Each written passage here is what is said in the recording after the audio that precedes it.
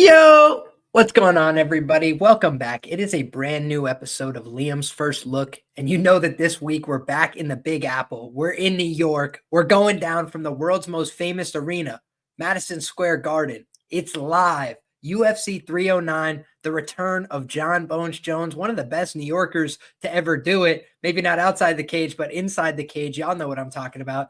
And we also have on the other side, Stipe Miocic, the pride of Cleveland, Ohio. So I got to say, I got some personal investment on both sides of the coin here, right? When I lived, most of my life, it was in New York. First place I ever chose to live was just outside of Cleveland, Ohio. I've actually trained at Strong Style MMA, the home of Stipe Miocic. So I'm excited to talk about this fight. I'm excited to break it all down with you. I'll try and make a case for our guy, Stipe Miocic. I'll try and make the bullish case for Jon Jones as well, exactly how he could win and solidify his legacy just like he plans to do. So I'm really excited to break down this fight in particular in the main event, but we got plenty of great action to break down all throughout the card, and we got plenty of great people to do it with. The sharpest chat in the game already assembling. I'm late to the party today, guys. We've got the Henzo Gracie of Warwick sweatshirt on today. We're repping. We were at a gi class, so your boy got home a little bit late. I stayed for an extra class, and I got caught in traffic on the way home, but we've rumbled. We ate a bacon, egg, and cheese. We've got the classic odds mug here. It's brimming with coffee, and it is hot as could be. So I'm very excited to break it all down, guys. Let's start like we always do on the first look with a Tapology perspective. We're going to go ahead and take a look at the main event of the evening, and then we're going to work our way on down the card. So if you are looking for thoughts on some matchup that's happening later on the main card, something that's happening on the prelims, we're going to touch on everything on this show, but we're also going to start and we're going to prioritize the main event of the evening, the co-main event, some of the bigger fights on the card. That's what we typically do on the first look. And as we have more detail to dive into for some of these other matchups, we'll of course get into those throughout the course of the week. But with that being said, guys, let's go ahead and share our screen here. We've got the pride, like I said, of Cleveland, Ohio. He is now 42 years of age, but he's still making the damn walk, and he's taking on no spring chicken himself, 37 years of age, Johnny Bones Jones. And you can understand why a guy like Jon Jones, who's been at the top for so long, who's had all the success that he's had in the sport. We're going to go ahead and click over to his Tapology. 27-1 as a professional fighter. His only loss, guys, as you know, disqualification against Matt Hamill. Otherwise, undefeated inside the octagon, 21 wins, 1 loss via disqualification, 1 no contest, an overturned result against Daniel Cormier. And I'll tell you guys, there's a difference between where your allegiances are and where your heart is and where your dollars go. And I did know that from a young age. One of the first memories I have of cashing a bet was on a Bovada, account that I used to have way back in the day. And I had Jon Jones as the last leg of a parlay against Daniel Cormier. Y'all might go back and do your mathematics. That was all the way back in 2017.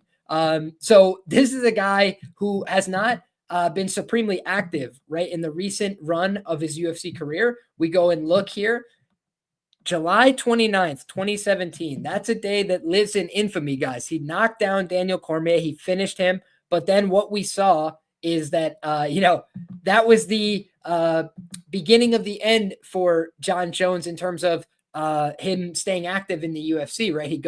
He has the problems with Daniel Cormier several times over in those booked fights. Then he has a fight with Daniel Cormier, wins it. Then he gets stripped of the belt, right? He tests positive for a banned substance, overturned to a no contest. When he returned to take on Alexander Gustafsson, simply a dominant performance, right? He absolutely owned Gustafsson, took him to the ground, beat him up. Frankly, it wasn't a very competitive fight. The first time they fought, extremely competitive. The second time they fought, not at all competitive. So this guy, Jon Jones, makes reads, makes adjustments over time. And if he gets 2 cracks at you, it's a very difficult guy to imagine beating. He's extremely competitive. He's a guy that has skills in all areas. You look at what makes Jon Jones special. Let's go ahead and glance at that UFC resume. That, of course, was just his overall MMA resume, but he's been in the UFC so long. We'll just take this as gospel, right? 10 wins by knockout, 7 wins by submission, 10 wins by decision. So he's a guy who's proven himself to be very well-rounded over time, and he's continued to work on different aspects of his game. He comes in with a wrestling background. As you guys know, New York boy is going to teach you how to wrestle once again. Jon Jones the absolute purveyor of that. He went out there and took down Daniel Cormier, an Olympian, a guy who's got a great credential himself. He was able to out-wrestle him.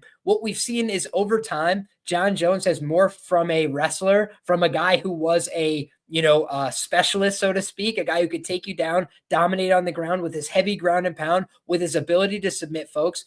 And then he's transitioned into a guy who leans on his striking more often than not. Obviously, we saw against Ciryl Gane, he went out there and absolutely took that guy to the ground, took him to school. And you understand why, right? Ciryl Gane, he's going leg lock for leg lock with Francis Ngannou. The guy's just not as competent as a guy like Jon Jones on the ground, not as experienced at all. Meanwhile, you look at a guy like Dominic Reyes, took him to a very close, competitive, albeit unanimous decision. That was the fight that everybody was up in arms about. Jon Jones didn't win that fight. Dominic Reyes won that fight.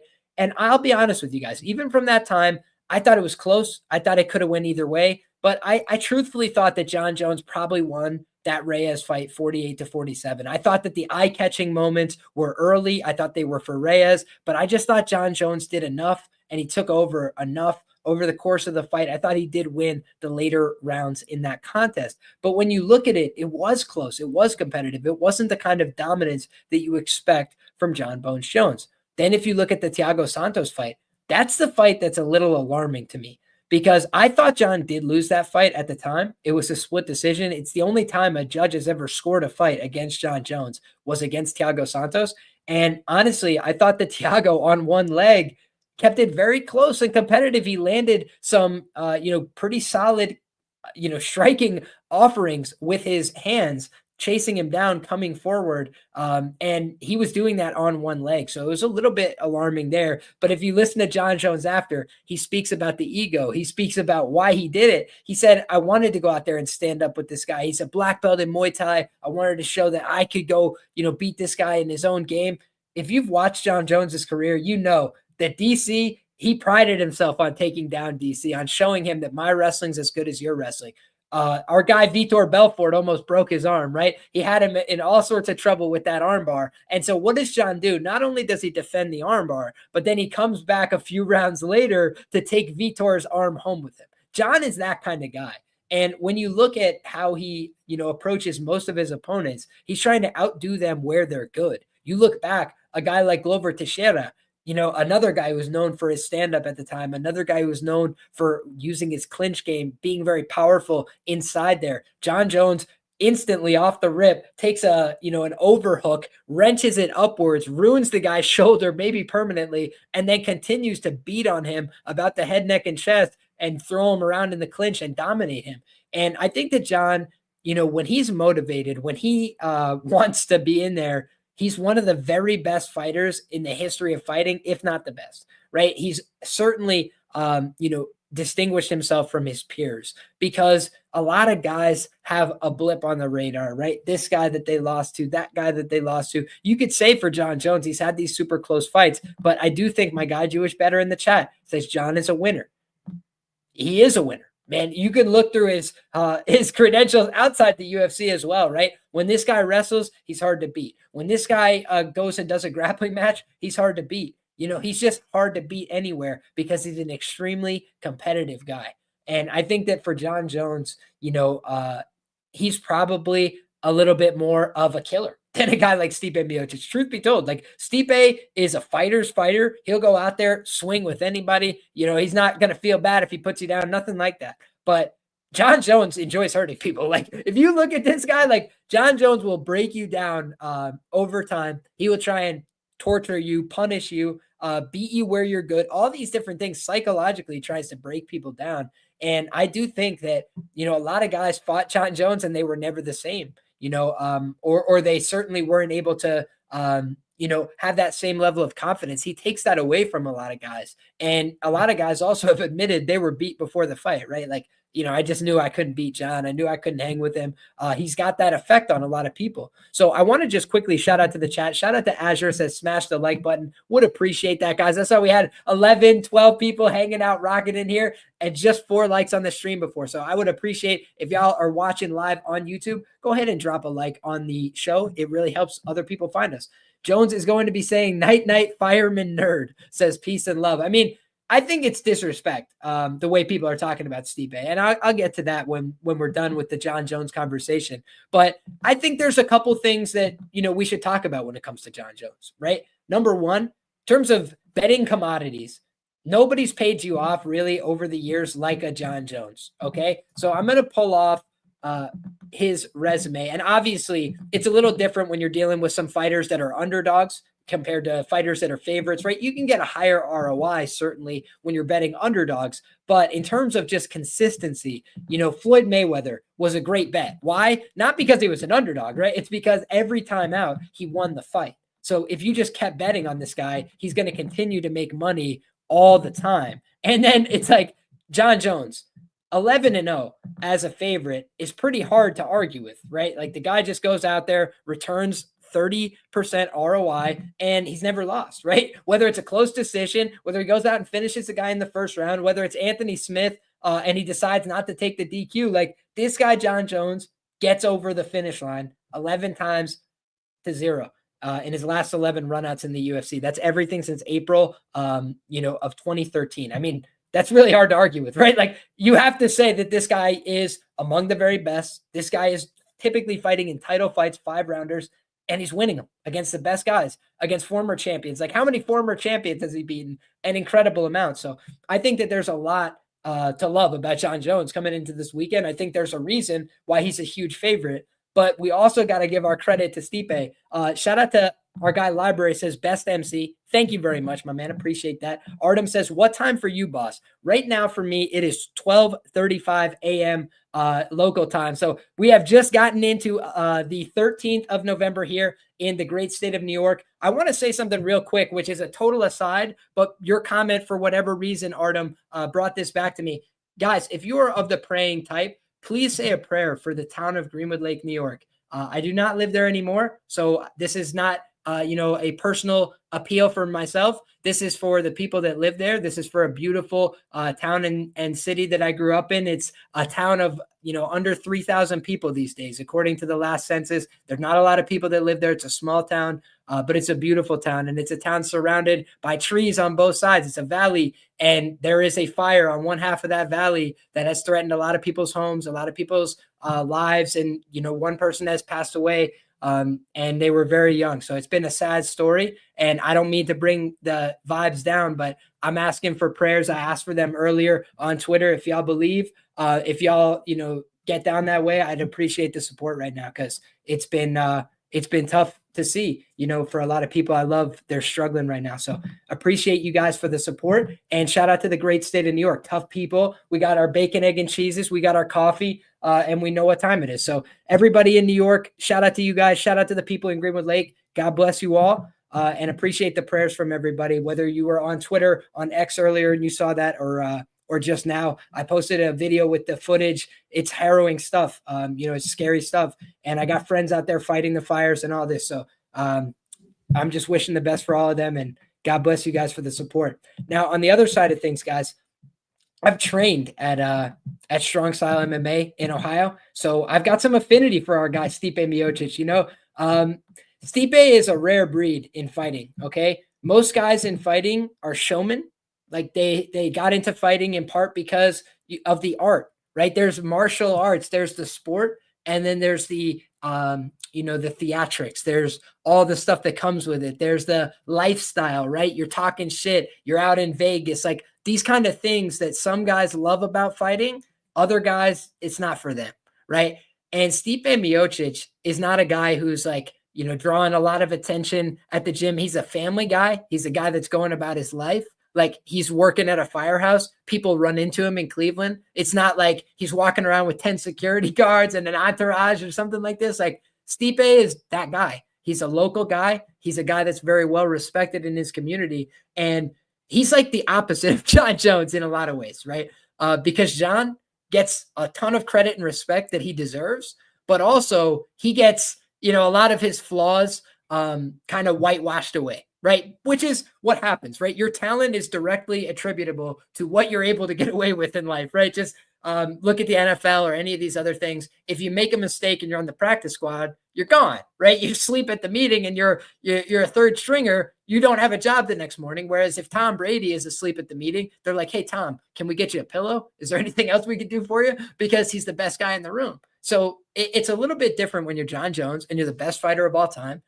You can go ahead and make 10 mistakes, 15 mistakes, and people will wash them away.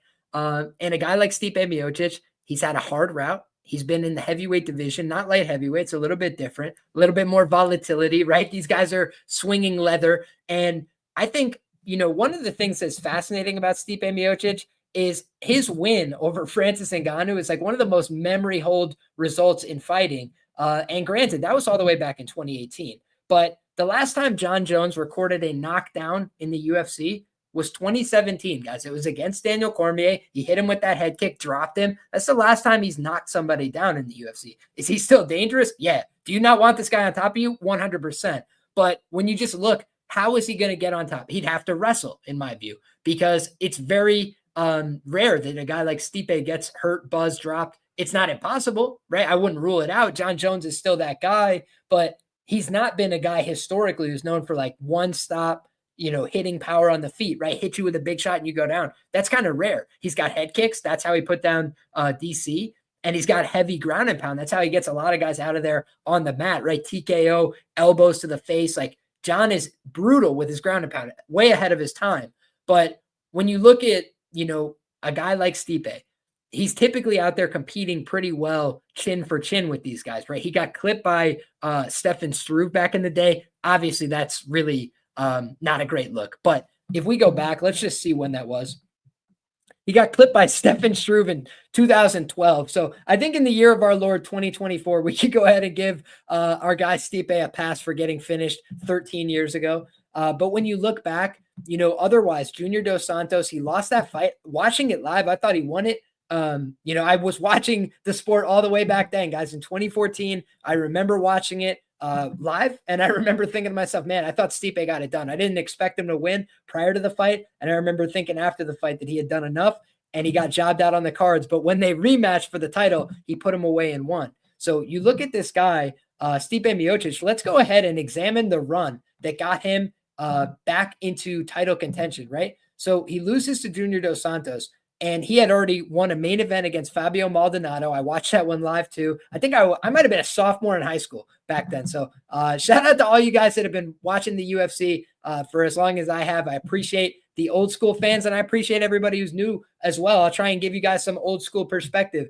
And maybe 2014 isn't old school for some people, right? There's a huge variety among fight fans, but a lot of times the turnover among fans is very quick, guys. And there's been a lot of people that have come and gone from the fight game in the time that I've been here watching and loving it all. So appreciate it. Looking at this, we've got Mark Hunt, round 5 TKO. I mean, that was brutal, guys. That should have been stopped so much earlier. And it was not, right? They did not stop, that fight with Mark Hunt until it was well too late. He got beat up in that spot. Andrei Arlovski gets put away and won. Fabricio Verdum for the title in Brazil. He got reckless, right? No doubt about it. He made some mistakes there, but Stipe Miocic just capitalized, right? And he stayed within himself, backing up, drops the guy. And he had one of the most humble, I don't even know what the word is, endearing, right? Reactions to winning the title. He drops the guy, he jumps over the cage, he looks at his coach and he says, I'm the world champ. He's like trying to rationalize it. And it was a great moment. It was awesome. Fabricio Verdum, guys, let's talk about it, right? Because I've been here for all these fights as they happen. Fabricio Verdum at the time was considered the best. Why? He had beaten Cain Velasquez. He submitted Cain Velasquez, right? He had done all these things. He had submitted Fedor. What can't this man do? Knocked out Mark Hunt, jumping knee to the head. And then against this guy, he got reckless. And you know what else he got? He was getting antsy, right? Like he couldn't touch Stipe too clean. He wanted to get after him. He wanted to chase him down. He wanted to put something on him. Stipe landed, and then he got pissed, and he chased him down. He chased him down with ego, with arrogance, and then Stipe went and hit him with a very, what looked to be just a reactive, retreating shot, and he absolutely face planted him because it's the heavyweight division, right? And we also got to remember the fine margins that we're playing with. You make a mistake at heavyweight, it's not like some of these other weight classes where you might get 15 chances. And here's the other thing that's crazy about Stipe. And I posted this video. It's gone, viral by my standards on Twitter. And it's this video of Stipe against Alistair Overeem. And I said, if he did this to Jon Jones, he would overnight become the king of Ohio, right? And I know everybody in my replies telling me it's LeBron James. LeBron James lives in Los Angeles, okay? He's playing with the purple and gold of the Los Angeles Lakers. He left Cleveland, and that's that. We still love and respect our guy LeBron, of course. But when we're talking about the guy who broke the Cleveland curse, his name was Stipe Miocic. He lived in the city. He trained in the city. He's still in the city, okay? And he used to walk out to the MGK, song, like, this city, my city. And Stipe Miocic has always put on for Cleveland. He gets dropped by Alistair Overeem in front of his home fans in Cleveland.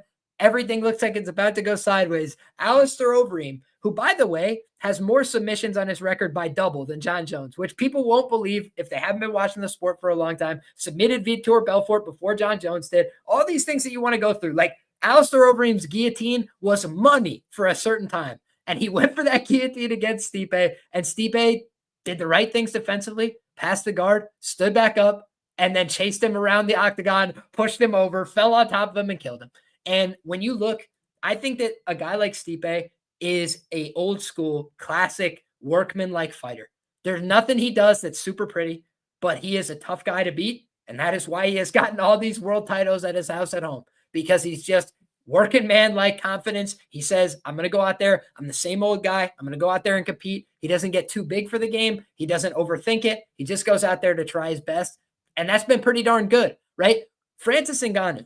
Why did he lose to Stipe Miocic the first time they fought? I picked Stipe the first time they fought. I picked Francis in the rematch. I have on my betmma.tips, which we will look at later, I have Francis Ngannou round 2 knockout against Stipe in the rematch at plus 650.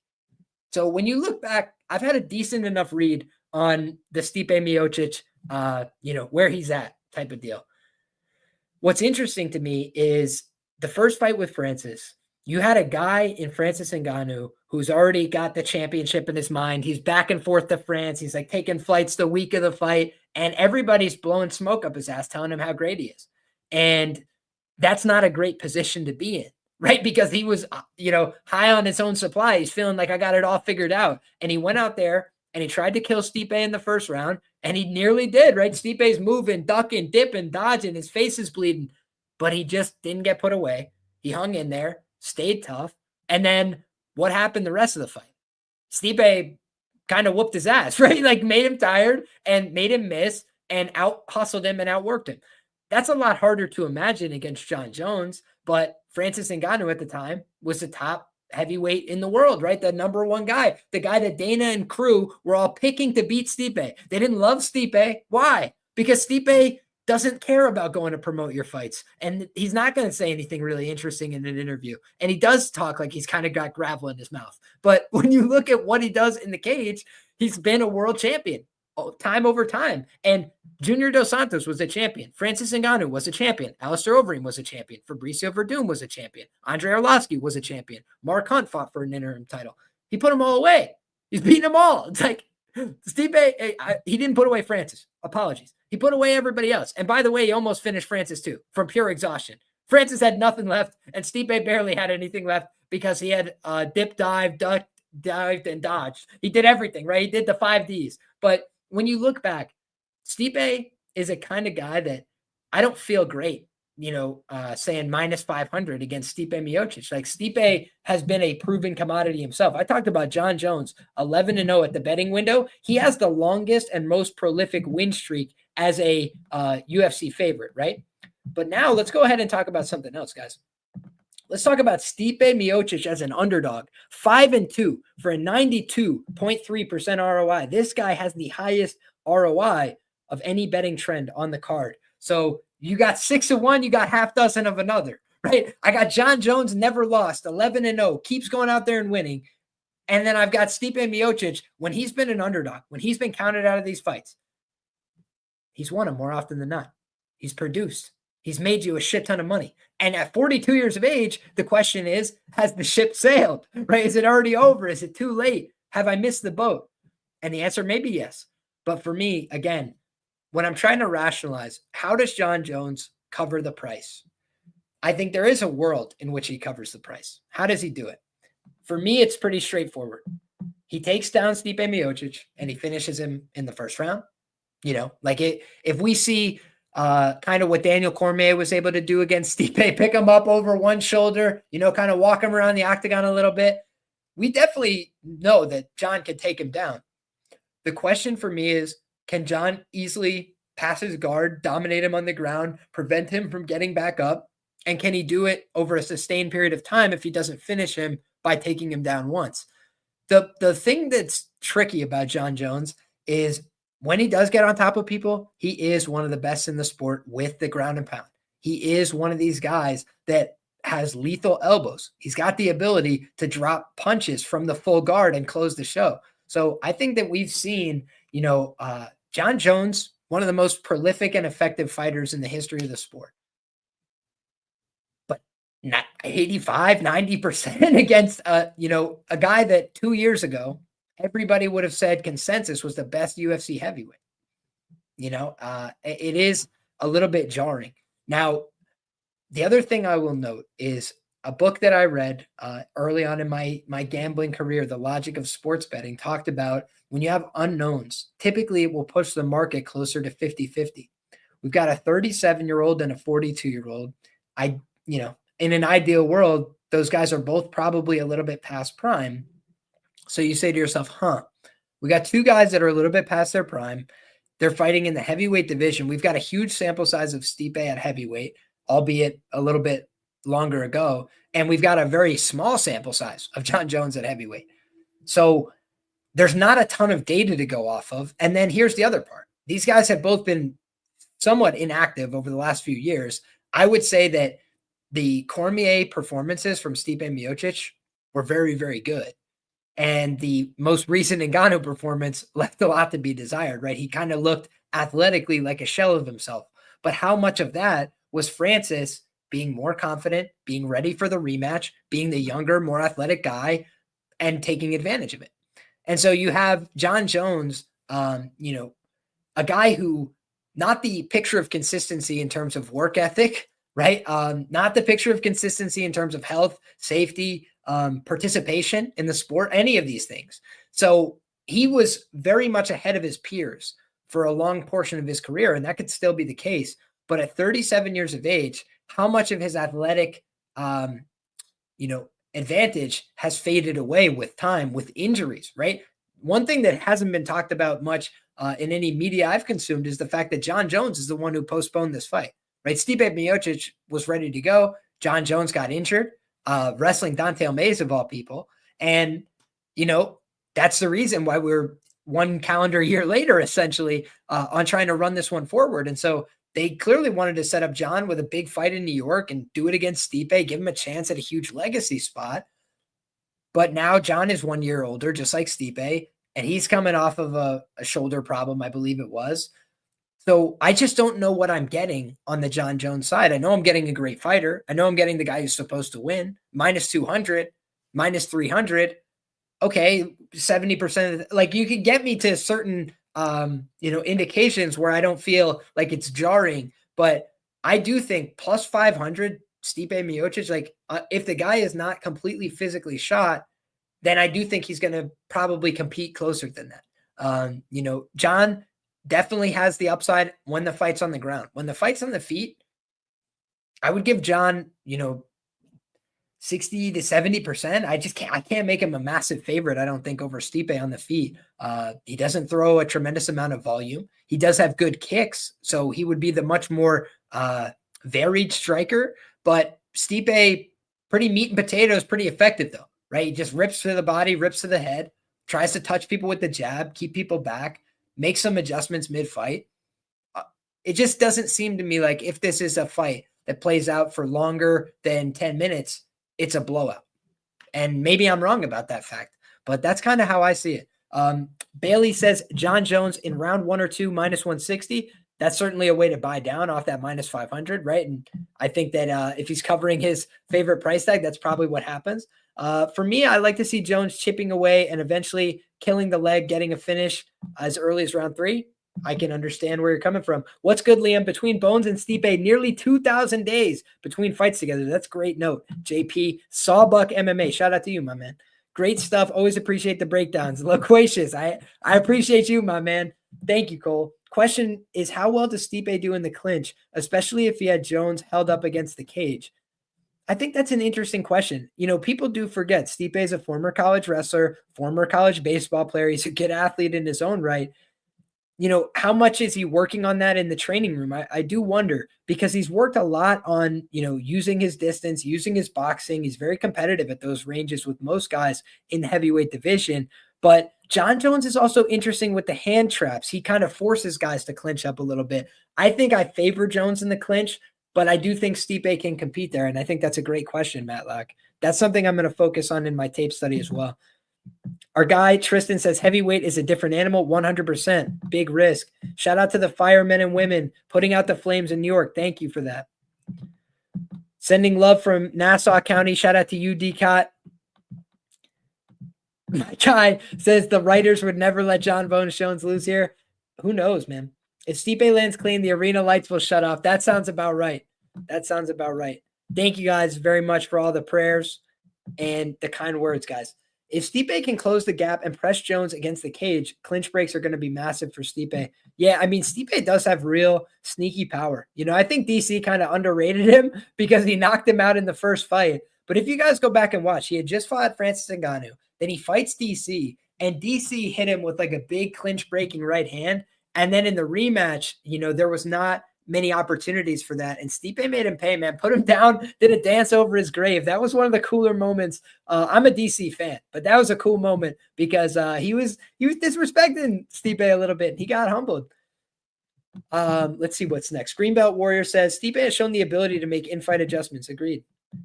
Heavyweight division used to have prestige. It makes me sad as an MMA fan now. We still have some interesting guys in the pipeline, but yeah, I agree. It's been a little bit down for the heavyweights. Having Jon Jones is cool, but the inactivity is always tough, right? No matter who they are, no matter how good they are, when they're inactive, it becomes really difficult. I swapped from X to YouTube. I put some money on Stipe. Hey, best of luck to you. I think that if I was to get involved right now with a money line side, it would have to be Stipe Miocic or pass. Shout out to Joey Diaz. The immigrant mentality is coming back in full force. And I do think that Stipe feels that he's being a little bit counted out and disrespected in this spot. He's probably ready to walk off into the sunset if he loses here, but I think he's going to try and go out in a blaze of glory. I don't think that Stipe is the kind of guy to lay down for anybody. So for me, fun fight, competitive scrap, have a lot of tape still to do to feel great about, my analysis on this fight card. One thing I do want to shout out is the last time that we had a Jon Jones fight card, again, it's been a little while, right? But I picked every fight on the card correctly, except for one. And the fight that I got wrong there was, I think, Cody Garbrandt and Trevin 5-Star Jones, if my memory serves. But we picked Alexa Grasso. We picked Jon Jones over Ciryl Gane when Gane was a popular underdog that week. So I feel pretty good about how my analysis has been over time on these fighters. And, I'm always willing to look like a fool on this show. And I don't think of Stipe as like a punk, an easy fight, a bum, any of these things that people are kind of ragging him with this week. 42 is old for heavyweight, no doubt about it. But it's not something that we haven't seen before, right? The 37 and older 35 and older stat was for divisions 170 and below. Over those divisions, we've kind of seen some people have a little bit more success later in their career. Randy Couture, an example that comes to mind. But I think that you have to favor Jon Jones here, right? Like, shout out to Matlock. I don't favor Stipe to win overall, but the odds are too tempting. I think if you had to assign a favorite, everybody's going to assign the favorite Jon Jones. It's a question of degree. How much of a favorite should he be here against a guy like Stipe Miocic? And I think that minus 500, a little bit, a little bit wide for me. Library says 90% of his bankroll on Jon. There you have it. The King of New York, Jon Bones Jones, coming back once again. Final homecoming for the King. It's very possible. Dana White does absolutely slob him at every opportunity. So if he has to bribe a judge, if he has to, get in there and kill Stipe himself, he might just do that. With that being said, guys, we spent a handsome 35 minutes on the first fight of the night. So what we're going to do is we're going to move along to this co-main event of the evening. Charles "Do Bronx" Oliveira taking on Michael Chandler. And we'll briefly stop our screen share just to point out the gloves in the back. Shout out to my beautiful and wonderful lady for those gloves. Those were Charles Oliveira fight-worn UFC gloves signed by the champ. The champion has a name, Charles "Do Bronx" Oliveira. But here's the thing, guys. The last time these two fought, I had Michael Chandler on the money line. I had Michael Chandler. Round 1 knockout. Did y'all watch that fight? We almost had it, right? And that's why I always say I don't bet based on my favorites. I try and bet based on logic, based on reason. And I was wrong that time, right? I obviously didn't get the right answer, the right outcome. But the theory behind the bet I thought was pretty sound, which was a guy like Michael Chandler, very difficult to submit. He ends up getting submitted by Dustin Poirier, which is a divine comedy. But when you look at that fight, he blew it. Right? Like there's no other way to describe it. He blew it. He had a lot of opportunities against Dustin. He took his back. He was in great spots. He hurt him a couple of times or at least landed big shots. You saw that a guy like Chandler, in basically every fight that he's ever had, and especially so at the UFC level, he lands impactful shots. He hurts guys. He rocks them. He gets them off balance. He picks them up, turns them sideways, slams them on their head. He's very physically strong. He's very athletic, and he's got an ability to kill switch guys, right? Dan Hooker on a career run right now, a career resurgence. He got absolutely flatlined by Michael Chandler, and I was surprised, right? I thought that, I was like, man, Dan Hooker, big guy, long body. He's going to be able to throw these knees, teeps up the middle, kind of keep Chandler honest. And the explosion, the intensity, everything that Michael Chandler brought to that fight, he's never let him get off the starting blocks. He chased him down and killed him. And I think that he had a lot of the right ideas against Charles, and then he got inside his own head. He got too tired too quick, and he blew it.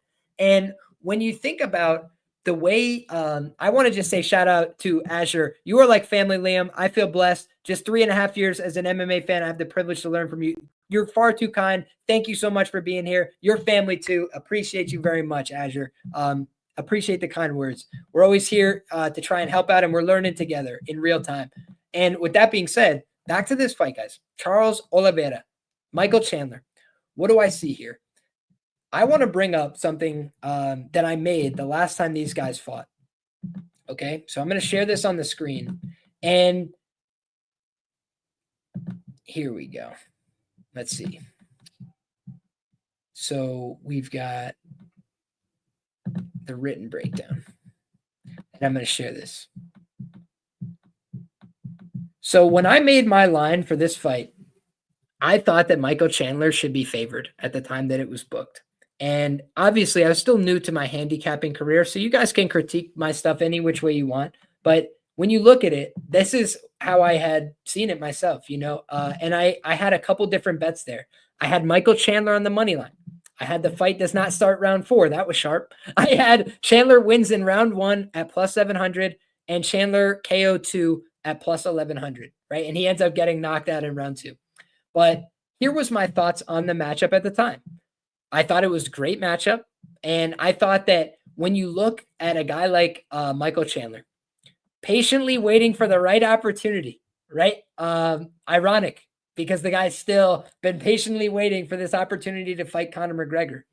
And now this is like the ultimate make it or break it fight for Chandler. I said that he's had a lot of close but no cigar moments, right? He's always been the bridesmaid, never the bride in terms of his UFC career. And that happened against Charles as well, right? Charles goes on to be the champion. The champion has a name. He's had all these big fights in the intervening period. And we've seen a lot of, fun, action, crazy fights from Michael Chandler, but we haven't seen a real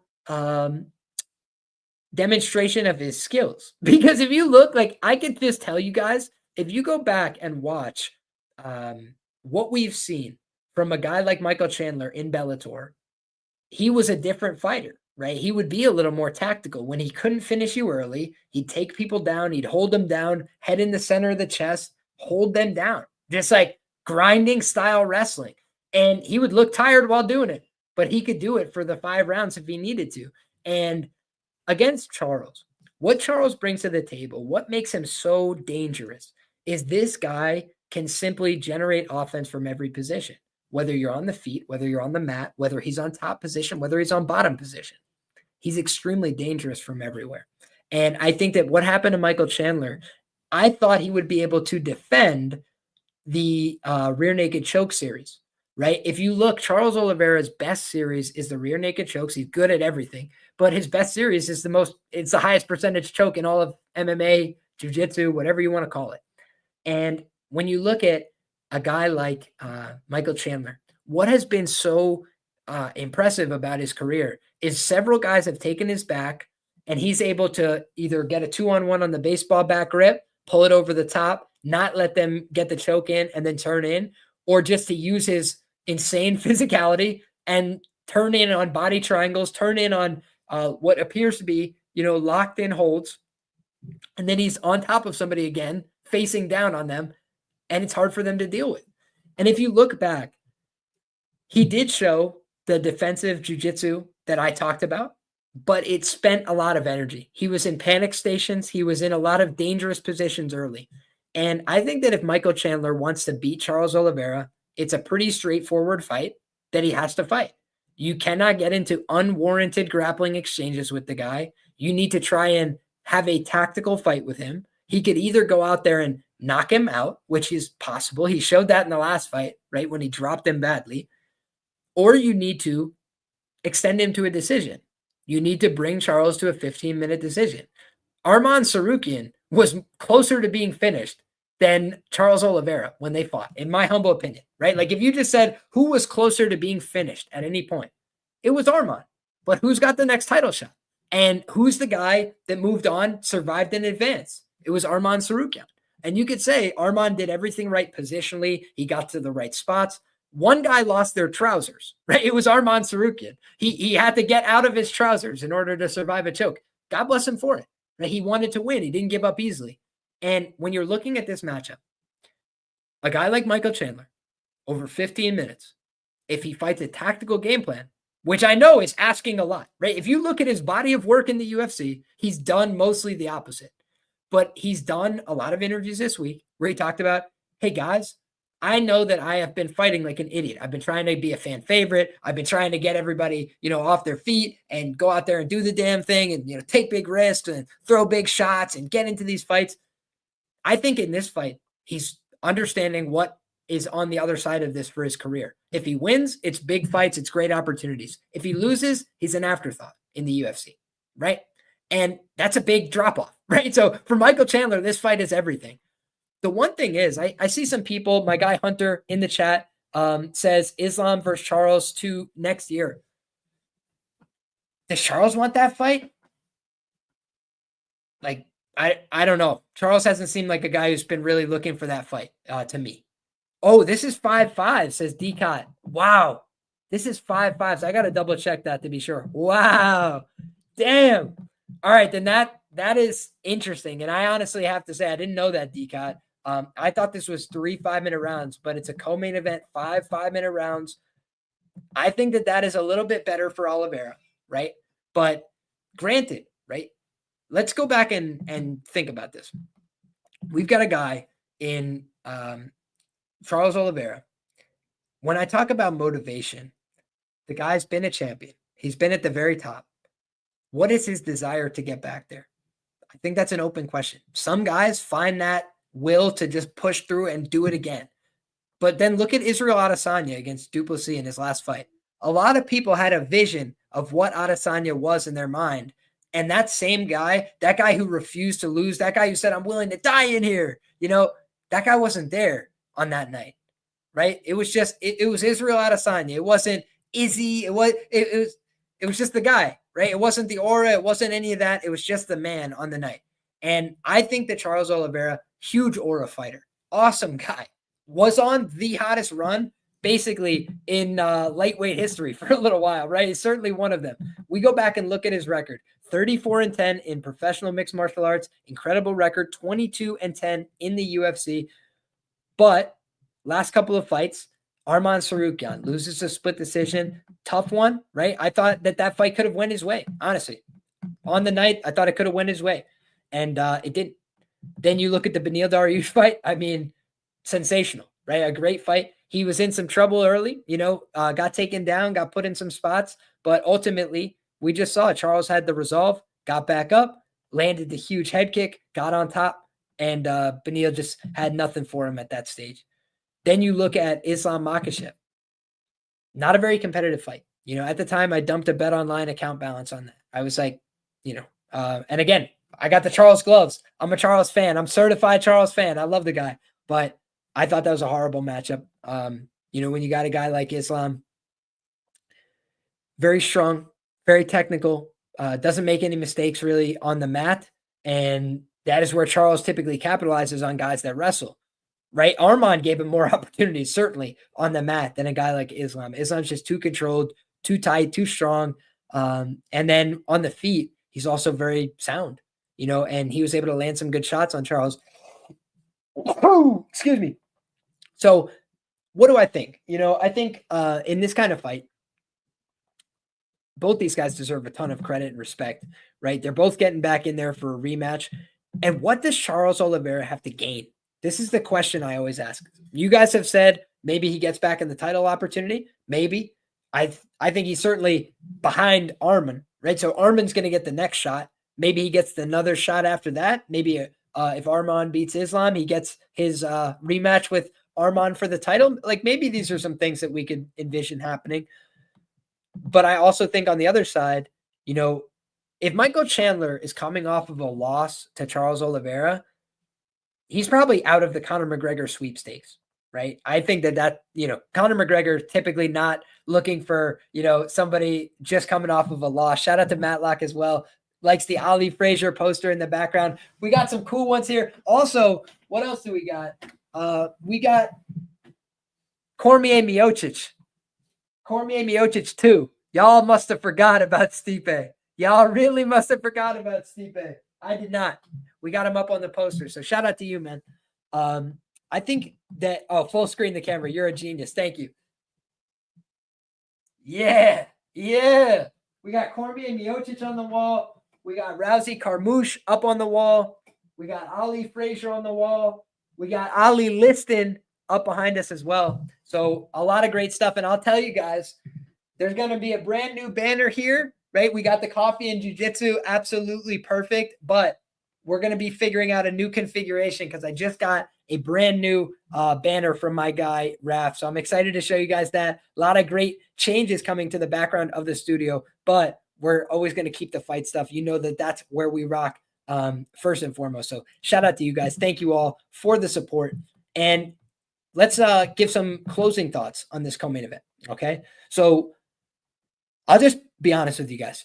If I favored Michael Chandler to win this fight a few years ago, it's going to be very difficult for me to, not look at it like a dog or pass situation at the current odds. I will also tell you guys that I could be blinded by the fact that I bet it before and I thought we were very close to cashing, right? I think with a different referee, they stopped the fight. You know what I'm saying? Like, I think that it was that close. It was within the margins. Charles is tough. Charles gets this reputation as a quitter. Truthfully, he's tough, man. He rallies, he gets back up from being hurt. He does all these really impressive things. I get what you're saying, but I think you're misunderstanding Conor's motivation. Conor would not like to be the guy who cleaned up the sloppy seconds of Charles Oliveira. He would rather fight Charles Oliveira off a win over Michael Chandler than he would Michael Chandler off a loss to Charles Oliveira, guaranteed.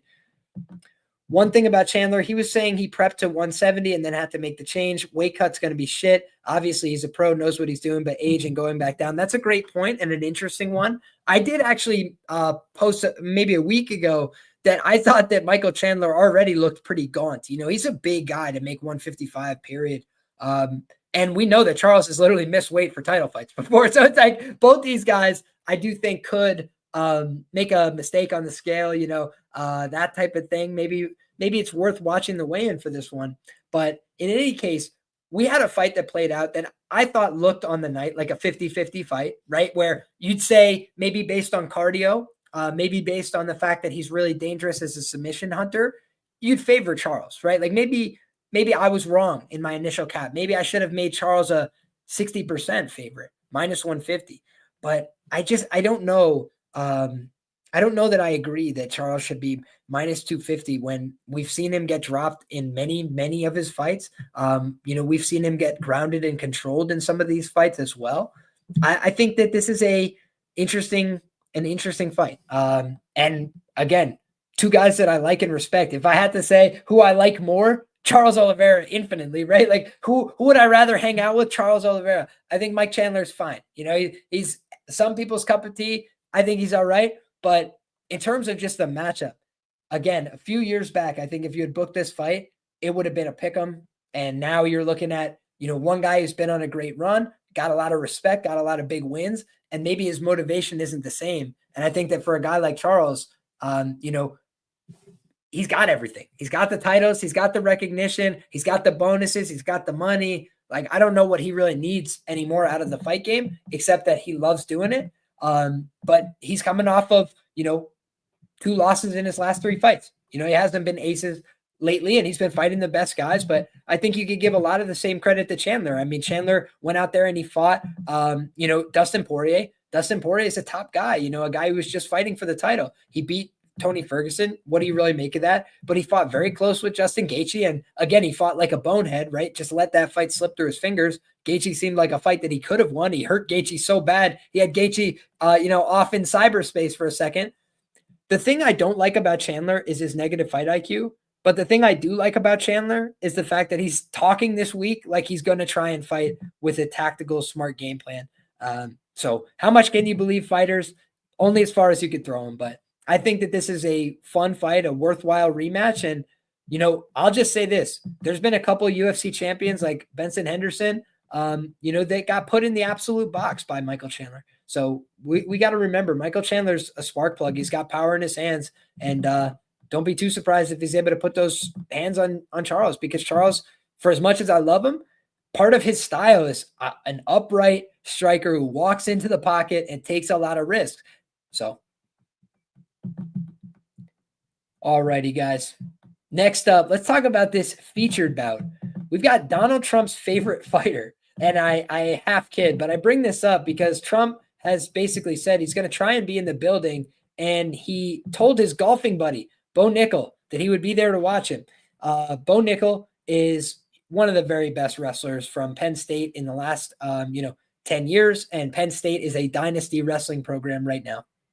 When you look at, what this guy brings to the table, very good athleticism, high-level competition experience, competed all around the world, and, what does he do well in mixed martial arts? He's a pretty competent submission player at this point. Now, is he submitting the best guys you've ever seen? No, he's not fighting the best guys you've ever seen. Excuse me.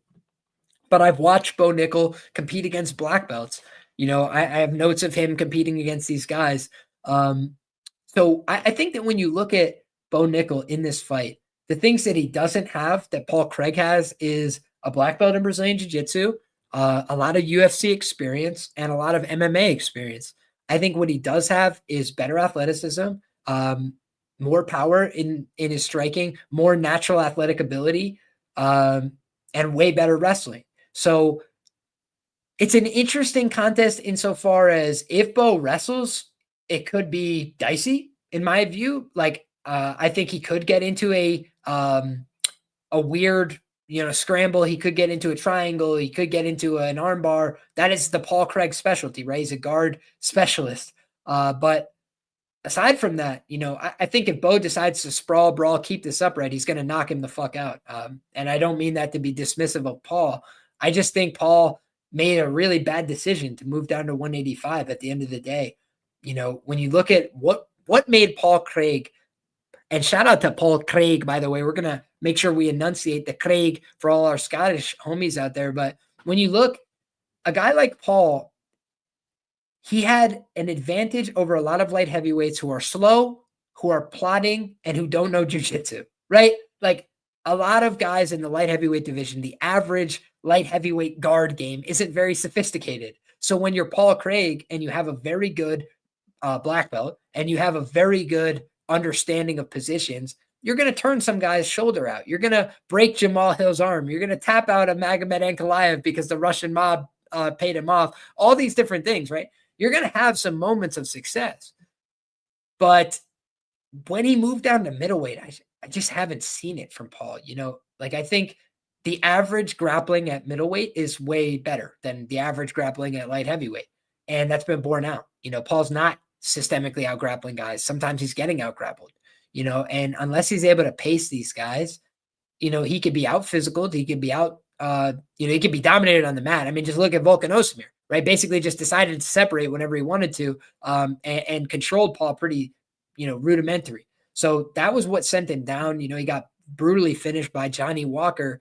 And I just think that Paul Craig is a lesser version of himself at middleweight, just to tell you the truth. Like, I don't know if his chin is as good. I don't know if his, durability's there. I don't know if his will to compete is as strong. Like, I don't know if he likes this feeling of cutting weight either. I don't love it at all for Paul. I think that Bo could make a mistake. He's young enough, but like this should be a very manageable task in my opinion for Bo.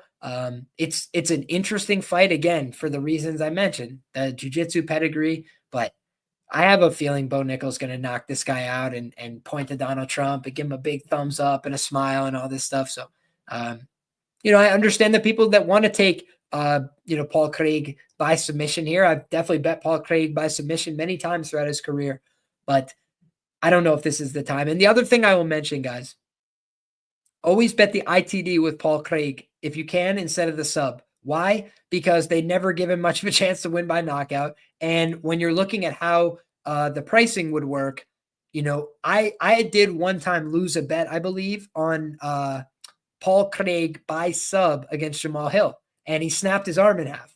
And then they ruled it a TKO. So that's one thing I would say to take a look at. Also, Muhammad says, I'm tempted by Nickal decision. He could want it on the feet and make a meal of the finish. Yeah, I think that, the decision, the KO, those both make the most sense to me. If I'm his coach, I'm telling him, why would we grapple with Paul Craig? Just don't grapple with Paul Craig. You don't need to. I think he could move him around the fence, beat him up. But the other thing is, when you leave a guy like Paul Craig out there with 15 minutes to work, I do think that he could still manage that fight. He could do great, but I just have a feeling like Paul doesn't take a great punch. Like he's had a couple really ugly knockout losses from way back, to this day. So I think that you'd probably want to look at the ITD. Somebody says Craig by TKO is only plus 1,700. Yeah, it's still wider than the sub. It's probably more likely than the decision because they don't know that he's going to be winning many minutes here. Shout out to FK Coolers. Appreciate the dedication to the way you pronounce Paul Craig anytime he fights. Yeah, we try and give as much, credit and respect to these athletes as we can. If I can't pronounce your name, I truly apologize, and I just have to move on and do my best. But when I can pronounce your name, I'm always going to try and do it justice and also keep it lively and entertaining for you guys, right? I could try and be boring and monotonous, but we try and keep the conversation flowing and interesting. I think Bo Nickal's going to win the fight. I don't think it's going to be very competitive at the end of the day, but I respect Paul, and we wish him nothing but the best. Next up, guys, we got Karine Silva. Killer Karine. I've been cashing on this girl since Contender Series. I cashed on her in the UFC. I think this could be the time to get off the train. When you look at where we're at, we've got a girl who's clearly extremely dangerous with her submissions, but her striking is a work in progress. Her stats are not good, right? In terms of her striking stats, she's had a negative striking differential with almost everybody. She's recorded one knockdown, so she's got some power, right? She's not somebody where you want to just stand in front of her with impunity. She could hurt you, drop you with that overhand right. But there's not a lot of sophistication on the feet. It's power and enthusiasm more than anything else. For Viviane Araujo, 37 years of age, going on 38, not a young fighter, not a spring chicken, but a very proven fighter at the UFC level, been around for a long time, won more than she's lost. And when you look at what she brings to the table here, she's just been difficult to finish, right? She's not an easy girl to put away, to hurt, to get out of there, to submit. She's never been submitted as a professional. So when you look at Viviane Araujo, it would be a feather in the cap of Karine Silva if she's able to submit her. I think it's possible. I think Karine Silva has dangerous, deadly leg locks. That Z-lock that she hit absolutely destroyed poor Ketlin Souza's knee right in front of our eyes inside the octagon. But with Viviane Araujo, she's typically very physically strong, which is something that Karine Silva likes to lord over her opponents. We watched Kui Yayan. Forgive me if I butchered that. She fought her way back in the day on Contender Series. And I think I even called it down to the guillotine there. You have a wrestler against a jiu-jitsu girl. Eventually, the wrestler starts to get tired, maybe makes a mistake. Jiu-jitsu girl is able to lock up the guillotine, closes the show. But she was getting picked up and slammed every which way but loose up until the point where she got the finish there. And when you look at Viviane Araujo, big girl, strong girl, going to match her for size, right? 5'4" to 5'5", virtual parity, 6'8", 68-inch reach compared to 67-inch reach. Seems like it's going to be pretty competitive in terms of size. In terms of fights, Karine Silva is the younger fighter with more professional experience. I will just tell you guys, if she was the underdog, that would be a system play for me. But, oh, wow, that's a great stat from Nickal.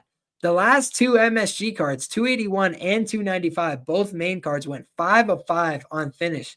That's a nuts statistic. Absolutely, Nickal. Great job with that breakdown, man. Thank you for adding that.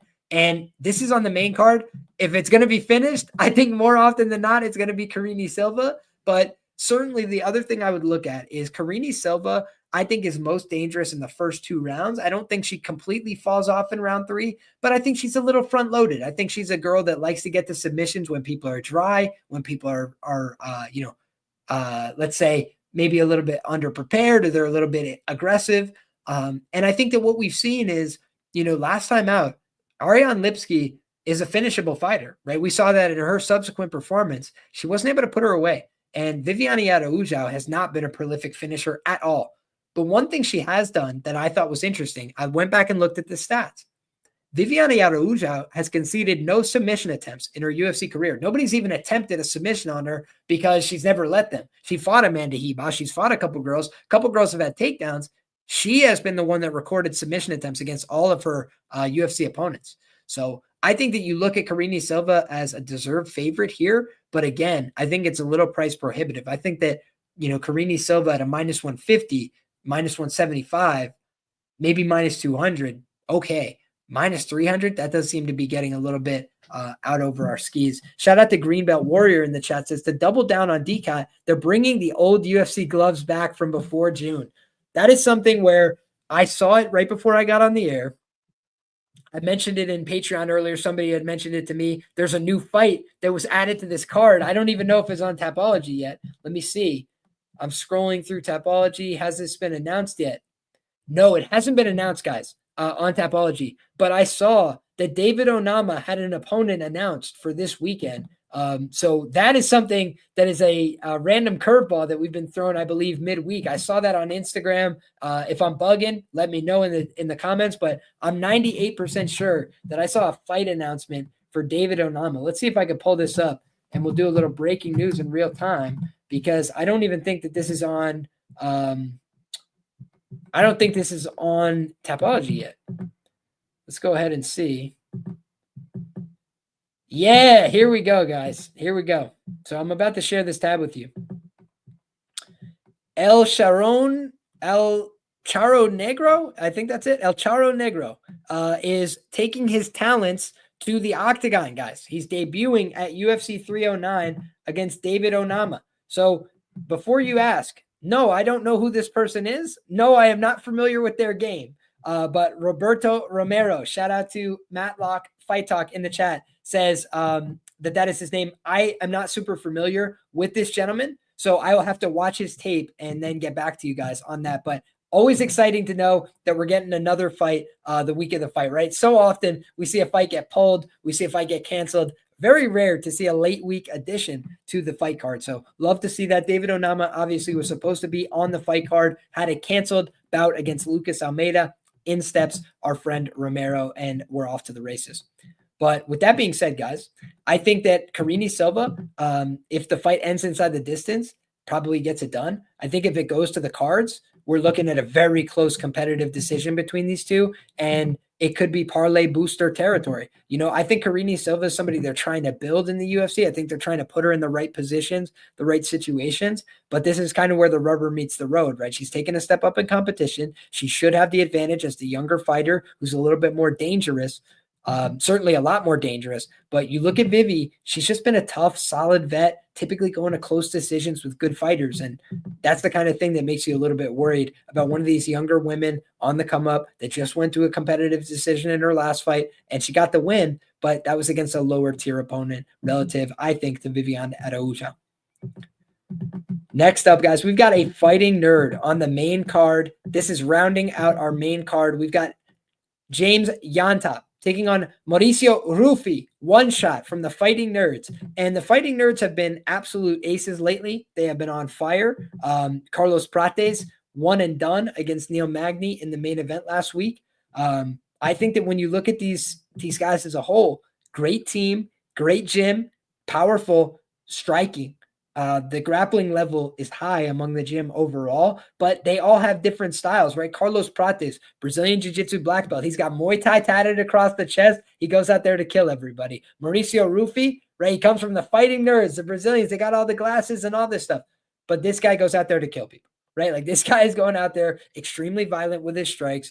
And he stays disciplined, stays within himself. You saw he was down on the Contender Series against Magomed Aliyev, I believe the gentleman's name was. He's up a weight class, right? I think he took it on short notice. All these things working against him, and he's down 2 rounds, stays within himself, gets on top in round 3, and absolutely pounds that guy into oblivion, stops the fight, gets the win. That was a really impressive showing.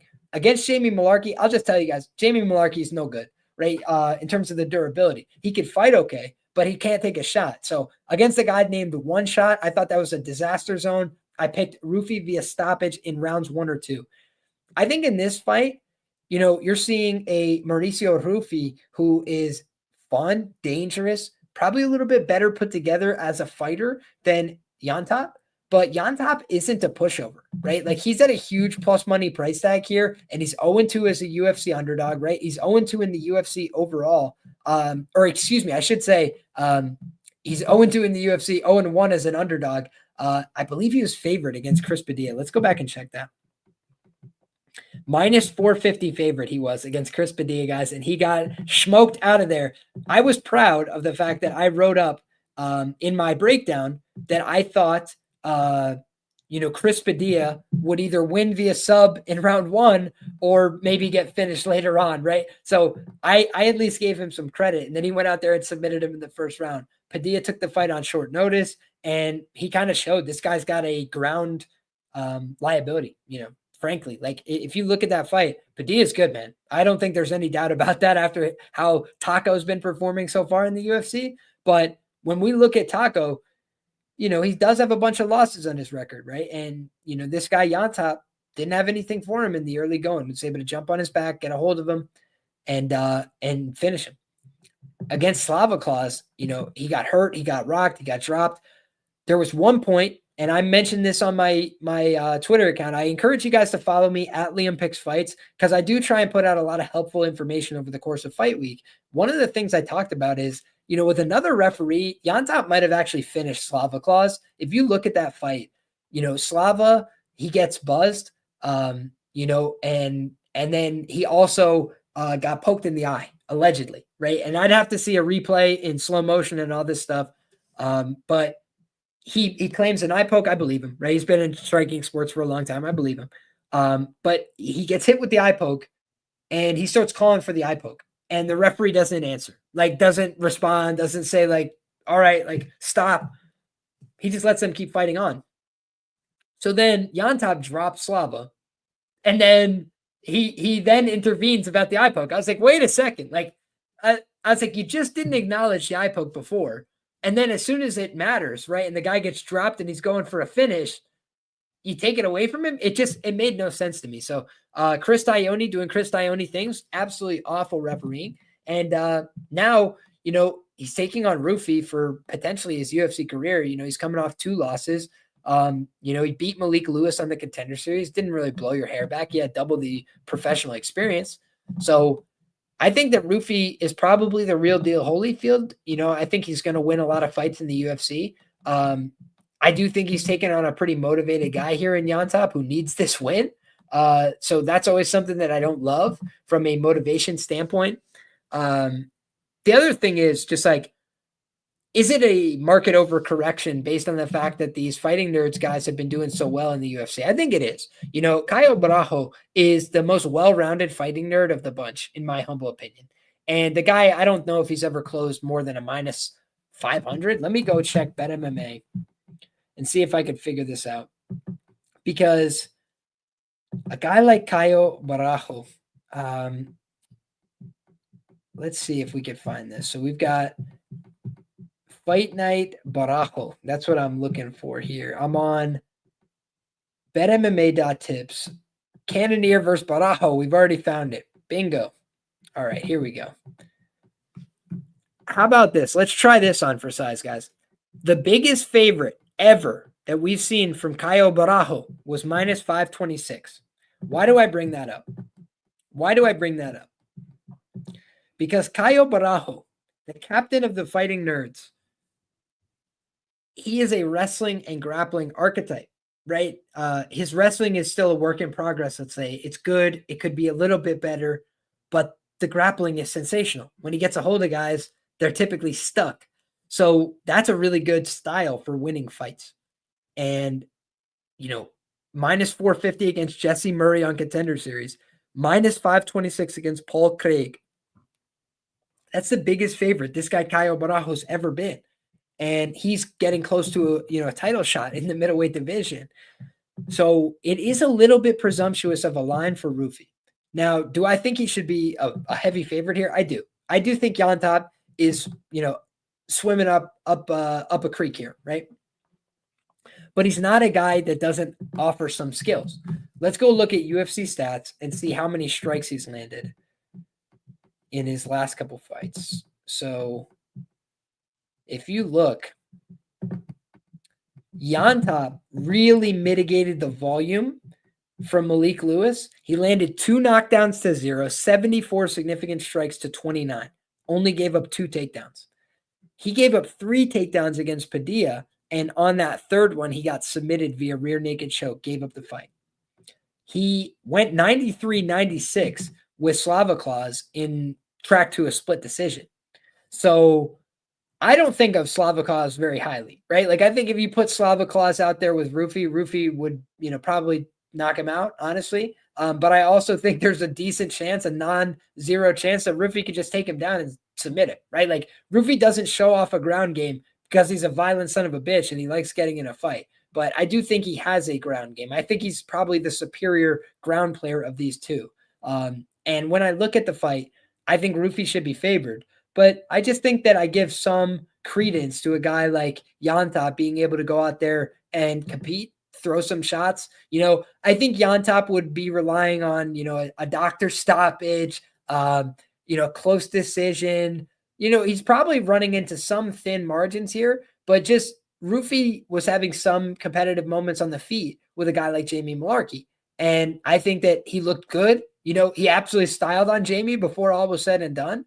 And he landed much better shots, but he's willing to go out there and exchange. He's 28 years of age. He hardly ever has lost a fight. So he's a killer, man. And the other thing I'll mention, he's got 1 loss on his record and he did get flatlined there. So you want to look and be like, whoa, like this guy could be finished. He could get hurt. I'm talking about Ruffy. But the other thing to think about, let's go look at this for 1 second, guys. I'm going to switch to his tab. So this is One Shot Ruffy. Okay. Let me tell you my early prediction for Contender Series next year. Manuel Sosa, 11-1 as a professional, guys. His only loss was to Archie Colgan in Bellator in September. So he's fighting for this Bellator Champion Series. Lord willing, they let him out of his contract or he's able to move on somehow. He fought for the PFL Challenger Series as well. Guys, Manuel Sosa, this guy is the real deal Holyfield. Beat Paulo Henrique, split decision, left hook to Tim Wilde in the first opening round. Archie Colgan is a stud. Archie Colgan is a killer. And I'm telling you, that loss is just fine. All his wins that he had on his record, the guy's been fighting pretty solid opposition for Brazilian regional standards. Then he fought at CFFC, one of the better promotions in terms of Northeast, Beast Coast stand-up. And then looking at, fighting in these Challenger Series events, Bellator, the guy's getting some high-level experience. I think this guy, Manuel Souza, would be a great addition to the UFC roster. I think you all would love to watch him fight if you've never seen him fight before. So go check him out if you'd like. Shout out to our guy, Luke, as well. Ruffy's a sniper, but he has that style that's going to be thin margins if his fights extend. Low volume, doesn't wrestle. There you go. I feel the same way. And I do think he can counter wrestle. I think if he absolutely needed it, he could call upon it, but it's just not his default setting. I think you're absolutely right about that. One of the most fun fights on the card is right here. Jonathan Martinez against Marcus McGhee. And the fight game sometimes is about perspectives, right? Sometimes people have, kind of styles that they like, kind of fighters that they just vibe with.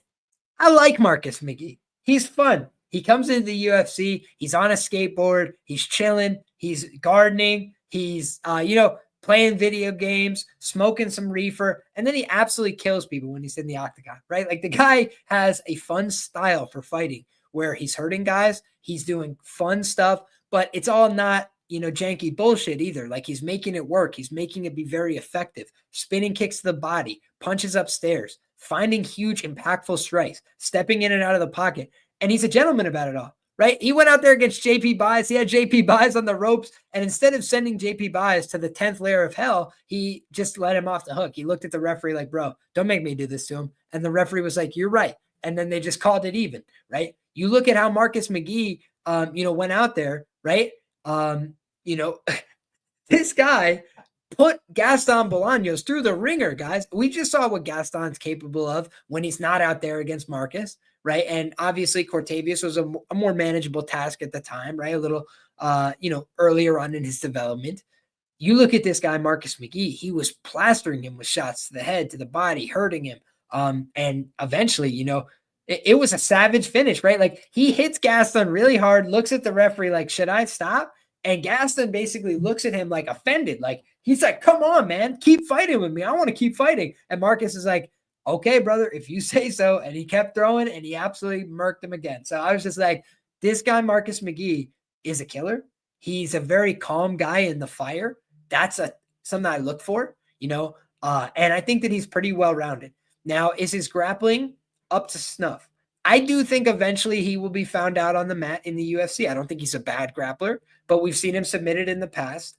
And I do think that the way I could envision him losing this fight would be one of two things. One of three things. Either he gets kicked in the leg too many times, right? That's the obvious one. I think that's the one most people will talk about, especially if they're on the Martinez side. But the other thing is the Said Nurmagomedov fight with Jonathan Martinez. I thought that Said Nurmagomedov won the fight, but if you look at it, Jonathan was able to lean on him. He was able to roll with them on the cage a little bit. He was able to just make it so it was close, competitive, some grappling exchanges, and ultimately, hats off to him. He got the close win there. But I just haven't always been blown my hair back by Jonathan Martinez performances. What he did against Yanez was sensational, right? The way he just chopped down the calf, but that's against a pure boxer. He was able to chop down his calf and kind of expose his little bit of inexperience, right? Maybe his simplicity in his approach. And I think that we always have to remember Yanez has been through a lot. Yanez lost his coach, Saul Solis, a legend of Texas MMA, kind of had to be the coach for the team and put everything on his own back and put everything together. There's a lot going on, for a guy like Yanez going into those fights. And so I think that when I'm looking at this, momentum, aura, all of that for me is on the McGhee side in spades. Like the guy hits hard. He seems extremely confident. He seems like he wants smoke with anybody. And let's think about this, guys.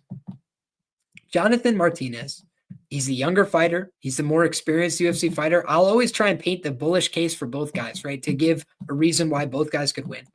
But here's what's interesting. Losing to Jose Aldo. Jose Aldo is an all-time great. All-time great.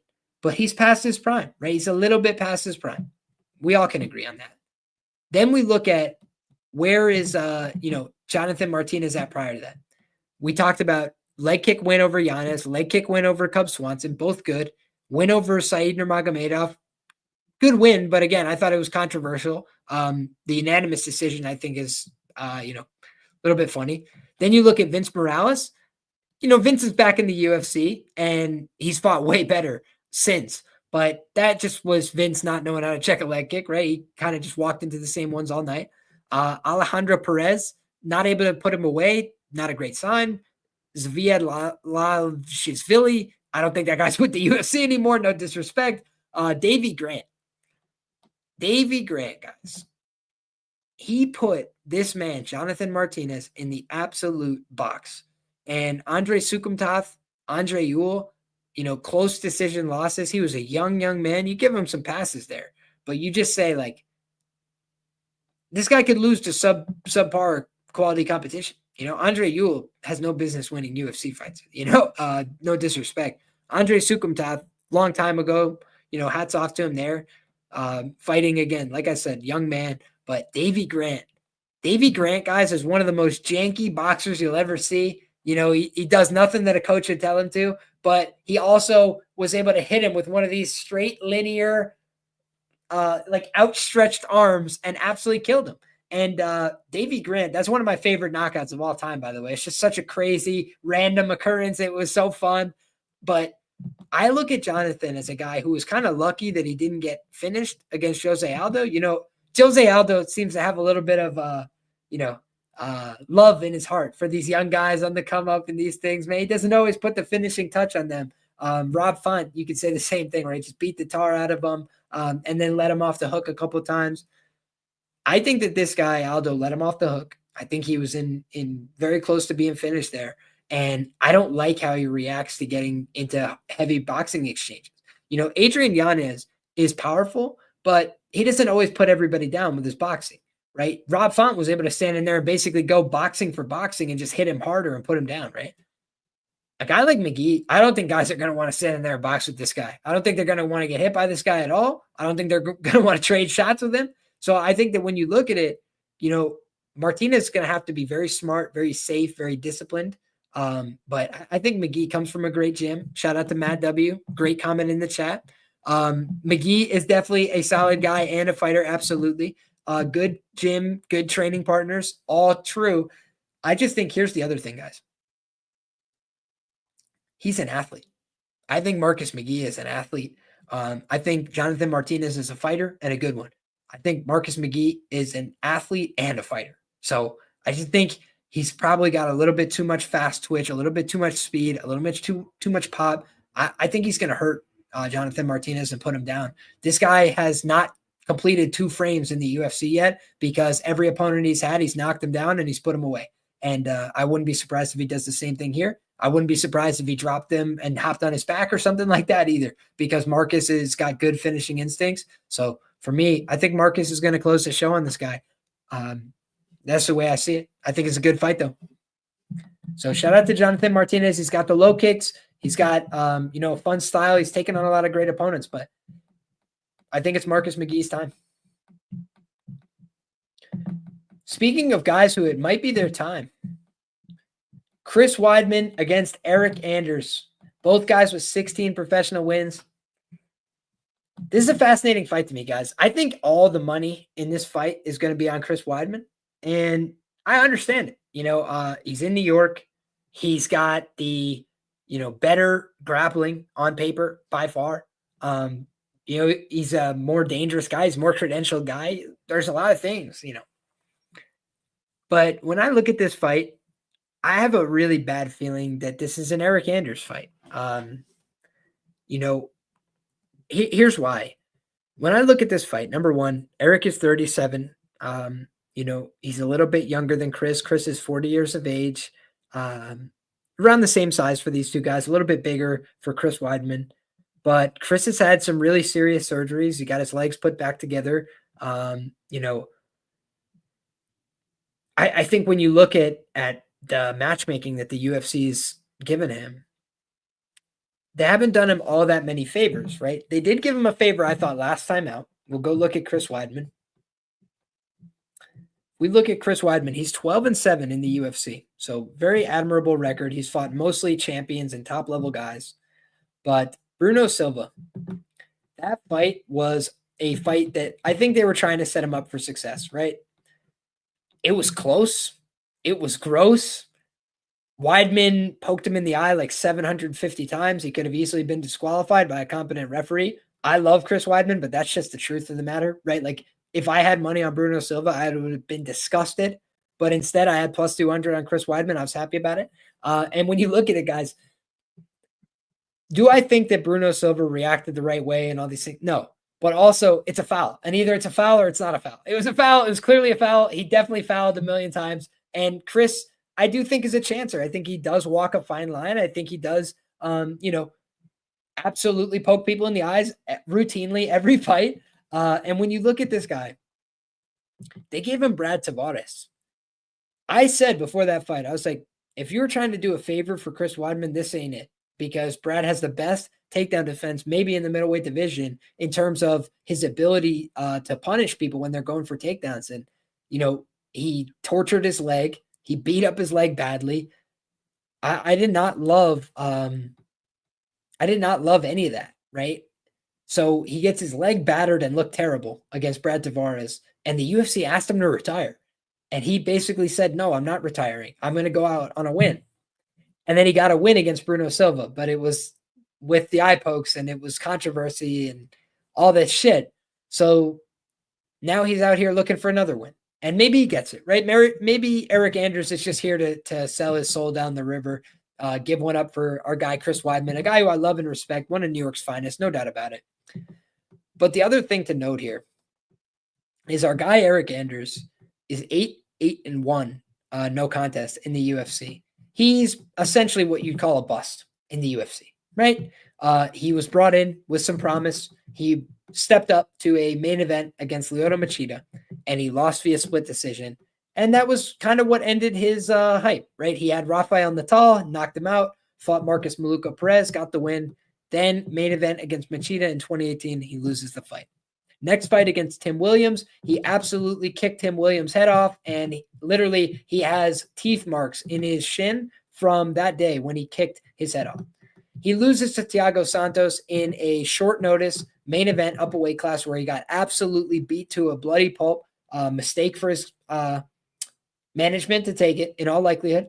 Then he takes a Elias Theodorou fight, Elias being a very boring, and I mean this with love and respect, but a guy who is like tactical, right? Not going to go out there and put on a barn burner with you. He's going to go out there and try and beat you via inches. Elias Theodorou beats him via split, sets him back even further. Then he loses to Khalil Roundtree in maybe the best performance of Khalil Roundtree's career. Again, what was he doing fighting Khalil Roundtree up at 205 pounds? The world may never know. He fought Vinicius Moreira at 205 pounds, got the knockout. Then it was back down to middleweight where he took on Gerald Meerschaert, got the split decision win. Then he fought Jotko, lost via unanimous decision. Man, that's a tough look, right? Then he goes against Darren Stewart. And guys, he should have absolutely blasted Darren Stewart out of there. He hurt him so bad, and then he illegally kneed him on the ground. Brutal. Then he goes out there and he beats Darren Stewart in the rematch, but it was a lot uglier than it should have been. Then you see Andre Muniz go out there and take him down, submit him via armbar in the first round. And in my opinion, guys, the reason why you see all these grappling matches on the record of Eryk Anders ever since is because he had never been submitted before as a professional. And to get submitted by Andre Muniz was a wake-up call for him. Andre Muniz is a very dangerous fighter, right? Elite armbar. But still, Eryk had kind of just thought, like, that's not going to happen to me. I'm a big, strong guy. I'm athletic. I know how to grapple. No, it was a wake-up call. Here's where things get interesting, though, guys. Jun Young Park, split decision. I had Jun Young Park huge in that fight. I was like, man, this is a layup. Like, Eryk Anders just not the guy right now. Eryk Anders went out there and fought him close, got takedowns, made it like a very nip-tuck fight. And honestly, if I was a judge that night and I didn't have money on it, I'd have been raising Eryk Anders' hand, man. I thought the wrong guy won that fight. I'm happy to cash the bet. I thought the wrong guy won the fight. The thing that's not bullish for Eryk Anders coming into this fight, Andre Petroski in a submission grappling match was able to put him in an anaconda choke. I'll just tell you guys, front headlock series, Chris Weidman's got an elite one. Very, very good from there. So that's where, if I'm Eryk Anders, I don't want to end up, right? You look at the Kyle Dawkins fight. Kyle Dawkins was coming off of the Roman Dolidze fight where he broke his face. So not a great setup. But if you guys remember, people weren't giving Anders much credit coming into that one either. And I did bet Anders by knockout at plus 600, and he put him down, got the finish. Then he loses to Joe Pyfer in a grappling match, loses to Marc-Andre Barriault in a fight that I thought could have went either way, honestly, up in Canada. Then he beats Dawkins in a grappling match as well. I was joking earlier this week. If you're Kyle Dawkins, you have to absolutely hate Eryk Anders. Like, he just knocked you out in the UFC, ended your UFC career. Then he comes to a Fury grappling event where you're supposed to be the man, and he beats you in a grappling match. Screw that, man. He must have been so mad at him. In any case, we saw the Jamie Pickett fight, and it was a disaster. It was not a good look for Eryk Anders. He got the win. He did what he needed to do, but he was nearly finished in that fight. So ultimately, I understand why the dog money's coming in on Chris Weidman, because Eryk hasn't looked great. But the one thing that concerns me is he's been taking all these grappling matches. He's been very active outside of the UFC in terms of his competition, staying on the mat, staying a student of the sport, trying to get better. And for Chris Weidman, he's done some stuff outside the UFC, but he's had a very hard time staying healthy, and he's up there in age. So I think he can win this fight, but I just wouldn't be surprised if this is an ugly Eryk Anders decision either, and people get rug pulled on Chris Weidman, because Chris, at his best, dangerous, fun guy, pride of New York. There'd be nothing I love more than if Chris Weidman once again gets his hand raised in the great state of New York. But last time in Jersey, it was by the skin of his teeth, man. It didn't feel right. He needed some things to go his way there. So God bless him and save him, man. We're wishing for Chris Weidman good things, but it's been tough sledding lately for the All-American. So that last fight, I thought he showed good striking fundamentals. But we also just know that Chris Weidman can be up 2 rounds and get knocked out in the 3rd round. It's happened to him multiple times in his career. Yoel Romero absolutely killed him in the 3rd round, I believe it was. Jacare Souza put him down with a 3rd round knockout in brutal fashion as well. And those were 5 and 7 years ago, type deal. So we love Chris. We're rooting for Chris.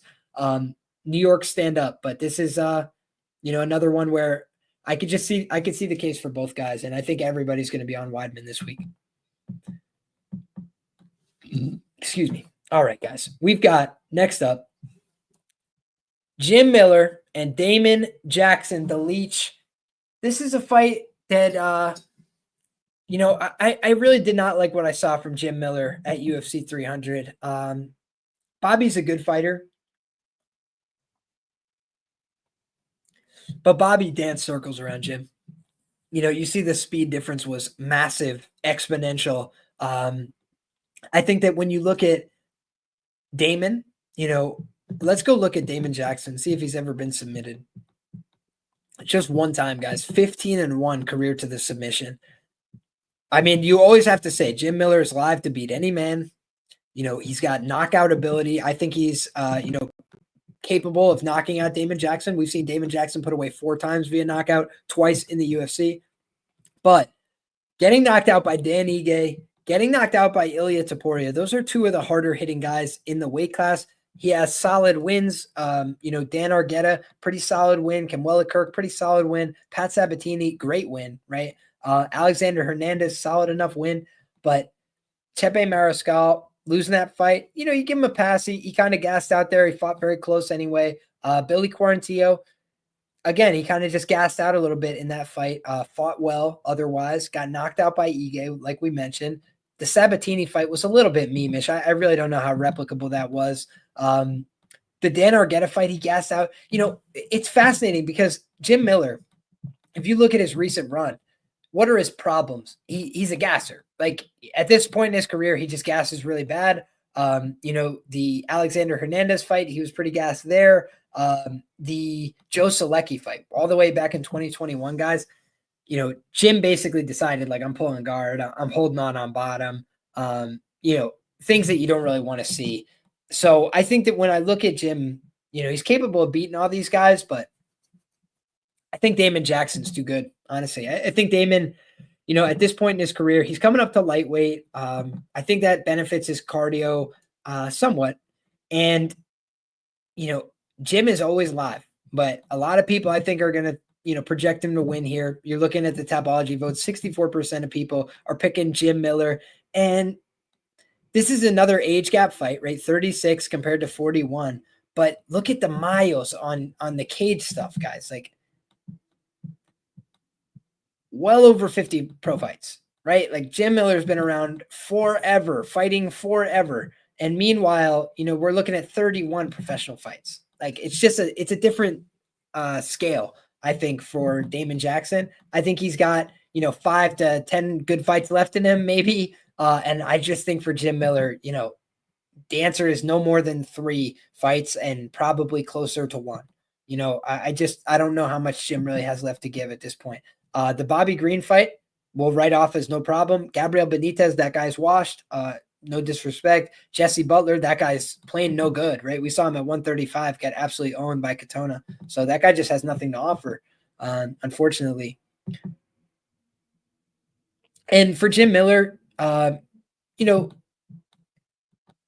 wins that he's had lately, they're just not great wins. The best win he's had in recent years is Nicholas Mota. That I think that win has aged just fine. So shout out to the legend Jim Miller. He's always a live dog in the sense that he's going to come out there and fight like a dog. But I don't know. I think his pace and his cardio is not good enough to keep up with Damon. So unless he submits him early, despite Damon being a gasser, like, Jim is just a way worse gasser. Mota is a great win, low-key. Yeah, I think that's a win that's going to age just fine. He was able to just catch him on the chin, man. Like, Jim in the first round, I think, is super live against Damon Jackson because that's when they're both fresh. I just think it's Damon Jackson who can manage his cardio better at this stage of the game. And Jim, at 40 years of age, he didn't have great cardio to begin with. He's had Lyme disease, some things that he's dealt with. So, shout out to Jim, man. Just still getting in there. He's a savage. But he also got beat up really bad against Bobby Green. And I think that damage could have an impact on this fight as well. We talked about this fight, guys. Romero Hernandez. We mentioned that this fight had been dropped on the air earlier. We've got David Onama on the other side. I just have no opinion on this Romero Hernandez guy. What I'll do is very briefly just pop over to his Tapology. 1 loss via stoppage, 2 losses inside the distance. Also went to a draw with an undefeated fighter, Zedekiah Montañez. Patrick Lehane beat him in Combate Global via unanimous decision. Lost to a 1-3 fighter early in his career. So let's see how that guy turned out. 2-3. Not great. Not great. So this does look like a sacrificial lamb to me, but I will definitely dig deeper, make sure I'm doing my due diligence. I think David Onama is a solid fighter. I don't think he's blow your hair back in maybe the skill category, but the attributes category, he's a very impressive guy. And I think the skills are starting to come along as well. Next up, guys, we got Marcin Tybura against Jhonata Diniz. And I'll just admit that I'm surprised, by the line here. I think at worst, this should be a pick'em price. I'm surprised to see a plus money number next to Jhonata Diniz. Marcin Tybura has been a huge chin liability throughout his career. And I think that when you look at what Marcin Tybura, has done, he's overperformed in the heavyweight division over time. I really respect the guy. But if you look at what he's done in the UFC, he's 12-8 overall in the UFC. And his last fight out, he got armbarred in the first round by Sergey Spivak. That's not great, right? It shows a known decline because he had went out there and beaten Sergey Spivak in the past, I believe to the tune of a unanimous decision. That's correct. And then he rematched him and he got armbarred in the first round. So not a good look. He went out there against Tai Tuivasa, submitted him in the first round. I mean, Tai Tuivasa's been on hard times. The guys looked terrible. The guys looked underprepared. The guys looked like a nothing on the ground. So I think all of that, just doesn't really tell us much about Marcin Tybura, right? It tells us that, he got damaged badly. He was busted up. Tai Tuivasa was scrambling and moving a little bit. He just didn't really ultimately know what to do and ended up giving up. The Tom Aspinall fight, he got instantly killed. The Blagoy-Ivanov fight was kind of just an uninspired performance by both men, and Blagoy-Ivanov was completely shot. So win for Marcin Tybura. Alexander Romanov. This should have been a draw. I bet on Marcin Tybura, and I was very happy to cash the ticket. It was a huge underdog price. I had a $14 to win $500 parlay that night on Leon Edwards, Ange Lusa, and Alexander Romanov. Three-legger that hit. I was very, very thrilled with that one. But again, should have been a draw for Alexander Romanov. He got 10-8 in the first round. I'm talking about Tybura, right? Tybura got taken down, held down, and beat up to the tune of like 70 significant strikes. And then Romanov had nothing left to give and just got embarrassed the next 10 minutes. But even then, he didn't get finished, right? Like Tybura couldn't do anything to hurt him or put him away. He basically just touched him a little bit from the outside and pointed him to a decision that I thought could have been a draw. Then he loses to Volkov. Guys, what's fascinating about this fight is Volkov is legit, right? He's a top 5 guy. But Volkov D'd up every takedown. Just every single one of them. Just D'd it up like 13, 14, 15, 16, whatever it was. Every attempt from Tybura, he just no-sold it. Owned him on the feet. Pretty simple fight. Walt Harris, guys, had no business fighting in MMA at that point in his life and career. You know, the guy had been through personal tragedies. The guy had been suspended for drugs. The guy just had some difficulties. And I think that I don't love,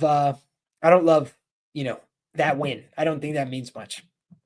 Greg Hardy, guys, I have joked about this before. If you guys are new to the channel, then we are going to briefly remove that from the full screen and we will do the Greg Hardy face. That's what we call it. Okay. And if you look back, Greg Hardy is underneath Marcin Tybura after landing some good shots in round 1. He's doing all right. He gets underneath Marcin Tybura and it looked like he was under there for the first time. He goes like, he's like white belt face. Like my man is just under there. Like he's never seen anybody on top of him before. First day of jiu-jitsu class, my man was having all sorts of PTSD, and it was not a good look, right? Like Greg Hardy just quit. There's absolutely zero resistance. No disrespect, right?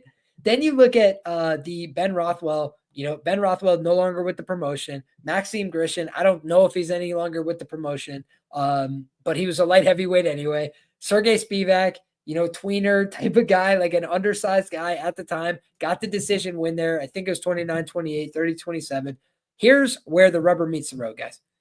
Augusto Sakai had 2 knockouts in the UFC. One of them was against Marcin Tybura. Shamil Abdurakhimov, how old was he at the time? 37. Compared to a 33-year-old Marcin Tybura, he knocked him out as well. Okay? Derek Lewis knocked him out in the 3rd round. That's a heavyweight knockout king. You give him a pass on that one. Lost to Fabricio Verdum. He got owned in that one. Fabricio Verdum let him know what time it was. Lost to Big Tim Johnson. Got decisioned in that one back in 2016. And he got stopped by Stefan Puetz via doctor stoppage back in M1 in the 3rd round. So the guy on his record has 5 losses via KO or TKO in his career. And I think that there's a chance he could be getting his 6th, against Jhonata Diniz. I think it's a pretty binary fight, right? Like I think Tybura has an ability to get on top, right? And shout out to Muhammad. I have Tybura plus money for ARB reasons. I think that makes a lot of sense, right? Like Tybura, I'm surprised by the public love for him this week, but I guess I'm not, like in the sense that Diniz has had some sketchy moments against wrestlers, Carl Williams, I think that when you look at it, like if I had to project Carl Williams and Marcin Tybura, I think Marcin Tybura is a way better grappler than Carl Williams, but could Carl Williams take down Marcin Tybura? He might be able to, honestly. Like I'd have to see it to know, but I think he probably could. Austin Lane took him down and then got knocked out in the 2nd round. We just saw Austin Lane had 15 minutes to go out there and wrestle and grapple, Robellis, wasn't it? But meanwhile, against this guy, as soon as he got a chance to get back up to his feet, he made him pay and he finished it. So I think that Diniz, he's a young guy. He's taking the right fight. He was going to fight Derek Lewis. In my opinion, Derek Lewis fight would have been a lot closer in terms of the striking, right? Because Derek has that equalizer, right? One big shot, he puts you down. I really don't think Tybura has that. Marcin Tybura knocked out Victor Pesta with a sweet head kick. I think that was 2016. Since then, like, my man just doesn't hurt people. So he either needs to get on top of Diniz or he's fucked, in my view. Because I think Diniz could probably, it'll probably be competitive if it goes minutes to a decision, but even still, I think Diniz will land the more eye-catching shots. I think he'll react better to getting hit, and I think he's going to land the harder offense. So for me, the takedown upside is with Tybura. That's how you get to a 50-50 type fight. I think if this fight plays out on the feet, it's Diniz in a big way.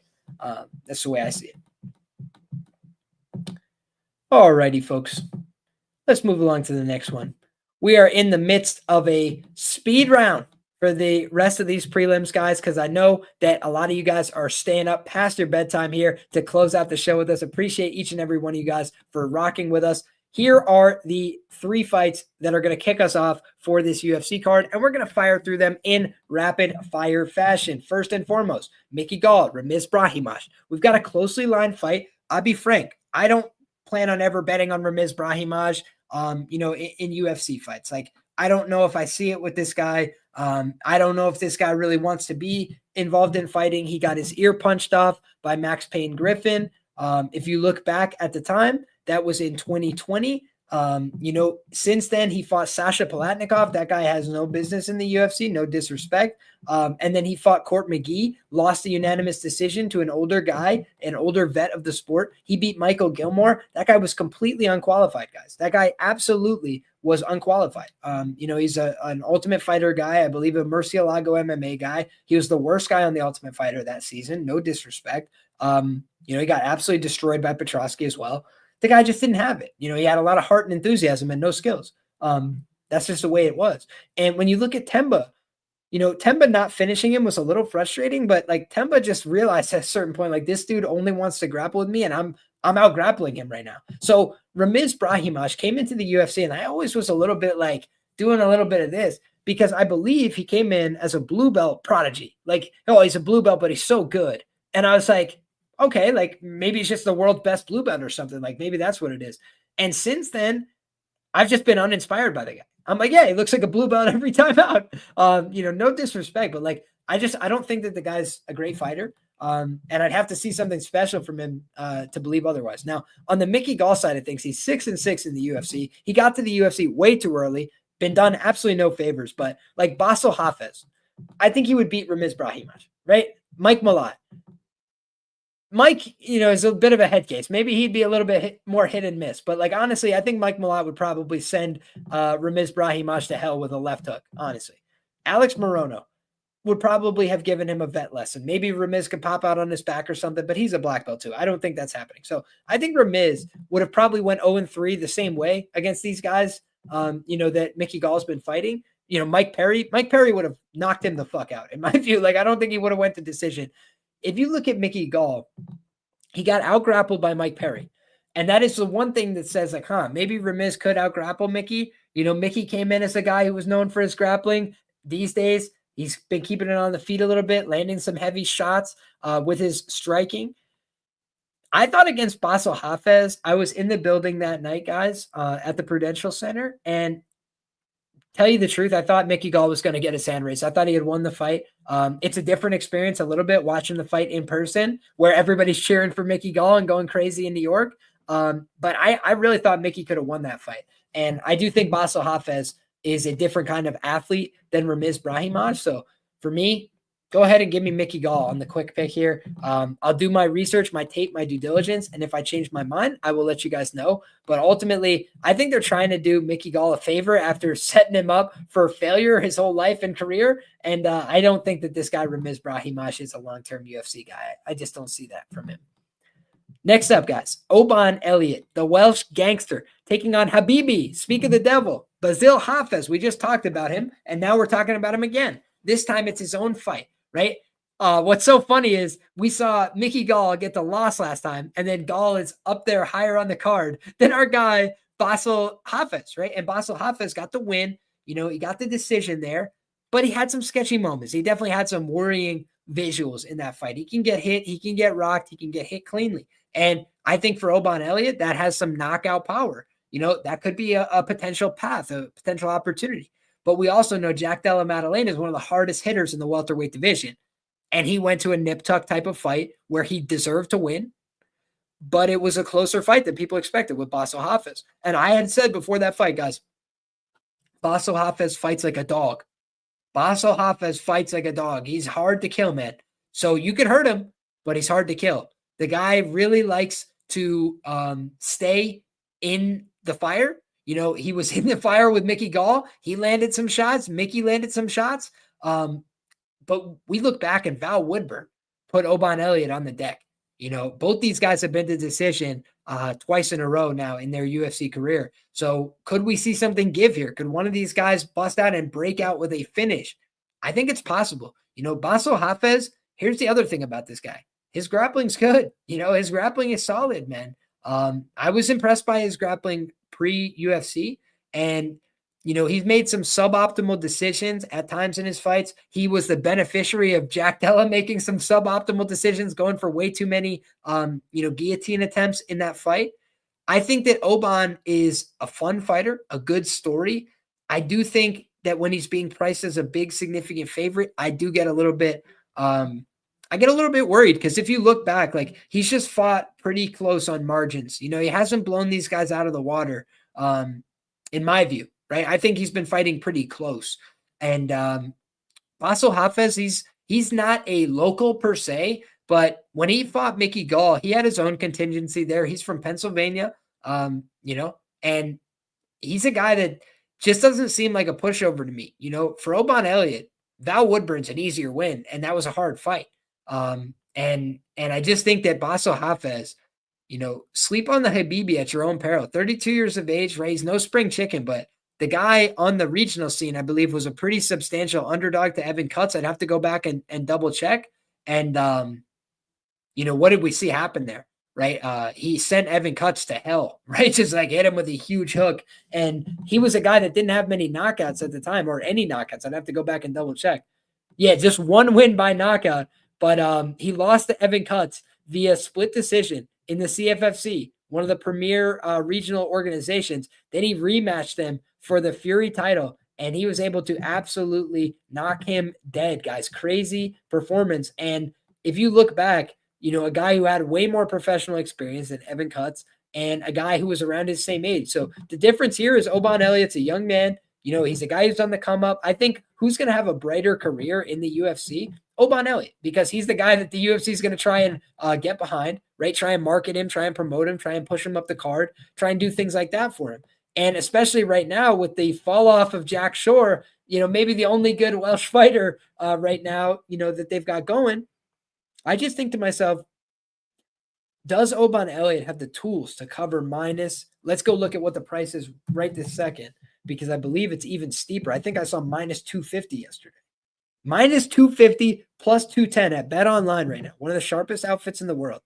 I mean, Pi, I don't understand your argument though. You're not really making an argument. You're just saying he's locked in. Like, was he not locked in against Val Woodburn when he got dropped brutally in the first round? Like, I think he was locked in there too. I think he's still putting together some skills, you know. Went to a majority decision with Kike Brito on the Contender Series.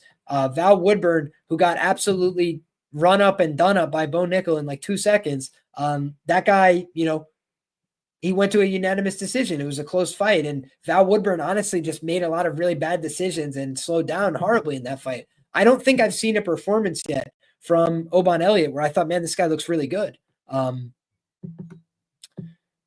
Hafez looked great against JDM, buy low spot due to the Gall fight. Yeah, I tend to agree. I got Hafez all day, says Richie. I went hard on Oban, minus 155, seeing money come in. But if anything, I'm on the Hafez side. Arb's paying my bills this week. Hey, shout out to you. That's what people should realize as well in the UFC market. If you like underdogs, you know, you're probably going to want to get involved a little bit later in the week, right? Especially lately, favorites have been, I think, 30-3 over the last 3 events. Just absolutely absurd run for the favorites lately, guys. So if that's the case, you know, either one, we could start seeing some underdog regression, but two, we're going to see the books continue to run up harder prices on these favorites to see what is the tipping point at which people have become price sensitive, because the average consumer in the gambling space is not very price sensitive, and they're willing to take these favorites all the way on up. It may have been a good bet at minus 200, but is it a good bet when somebody chases it on Saturday night at minus 700? Anybody's guess, but certainly not how I try to play the game. So I think Oban, maybe I'd make him a minus 125. Like if you just like gut feeling, right? I'll do a little closer tape study of this fight and come up with a little bit of a more solidified opinion. But ultimately, this is one of the lines that just from the instant I looked at it, I thought it was off. I would have expected a pick-em price between these two guys. Bassil Hafez is a little bit older. I think that's the one thing that maybe holds him back. A little too hittable. But I think that when you look at Oban Elliott, he's also pretty hittable. He's also a guy that's not very durable. Don't like Oban, but his footwork is much better than Gall. He could Euro kickbox or Hafez. Yeah, I think that for Oban Elliott, what would be wise for him is to try and make this a striking fight. Because if he can go out there and strike with Hafez, I think he could definitely win. But for me, I think that if he mixes in the wrestling and the grappling like he has been against a lot of these guys, like I think that's a mistake against Hafez. I think Hafez is a better grappler than he is, purely on technique. So I could be wrong about that, and I'll come here, hand to chest if I'm wrong, and just let you guys know I misinterpreted that. But I look at Bassil Hafez as the better grappler on paper, So that's the way I'm seeing it.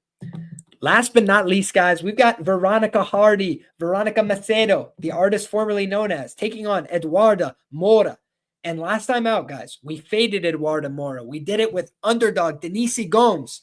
Diniz Gomes did a great job in that fight. She did a shitty job over the weekend. Sold us down the river on Diniz Gomes, ITD, Diniz Gomes submission. She went for the submission right as the round ended. I couldn't believe it, man. I wanted to puke in my hands. Just why add insult to injury there?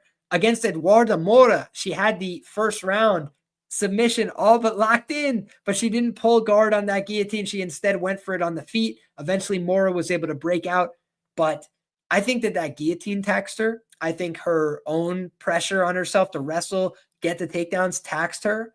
And Eduarda Moura showed that, she can tire out over the course of 15 minutes. The reason I bet Diniz Gomes was actually pretty simple. I had said to myself, if Diniz Gomes is, able to go out there and test this woman, she's never been tested before. You look at all these women, Montserrat Caneo, what's she going to do to resist her, right? I thought it was hysterical, guys, because I bet, what's her name? Jacqueline Amarin, right? One of my top prospects in the women's side of the game. And she's known for being a what? Jiu-jitsu player, a submission hunter, a submission artist. What she did against Montserrat Caneo is she realized Montserrat Caneo is difficult to submit, but she's easy to beat up. You take her down, you ride the wrist, you punch her in the face. There's nothing she can do about it. She's undersized. She doesn't know anything positionally, with all due respect. So she's stuck on bottom once she's there, right? And we've seen people take advantage of it. And so 16-1 was Amarin via knockout. Then Eduarda Moura fights her one fight later, and she was plus 320 to win by knockout. It's like the books got smart to it. Caneo is a punching bag on the ground. And Eduarda Moura beat up a punching bag on the ground, and then she fought Diniz Gomes, and shit went sideways, right? And so I don't think Eduarda Moura is a bust, but I also think we have to ask some real questions about, okay, her first real test, she failed. She's had one real test in her career. She failed. That's okay. It happens. But she's 30. She's not 25. So she's kind of got to get going, right? She needs to make things happen fast. And I think that when you look at Veronica Hardy, what's so fascinating, guys, Veronica Hardy, more experience in the UFC, been around for longer, younger fighter, powerful. If she was the underdog, I would have to be on her side, right? Just on principle. So when I look at this fight, I think Eduarda Moura is talented, and I think she will eventually get back on track in the UFC. But I don't know that I love this fight for her.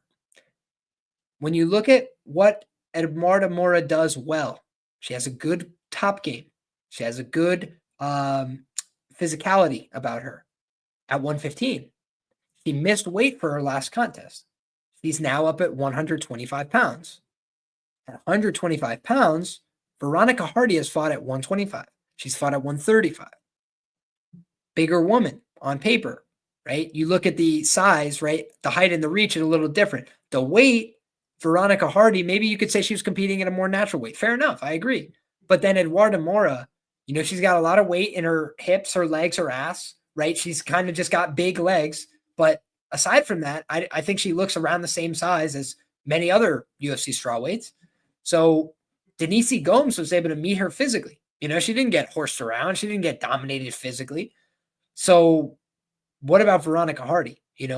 I do think Hardy, not a big 125er. She's still going to be outsized by Mora. I'm saying, in terms of height and reach, just by a bit.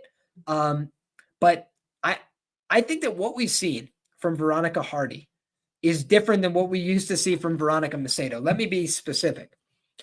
When you look at Veronica Hardy, I think she has better game plans. I think she has better strength and conditioning.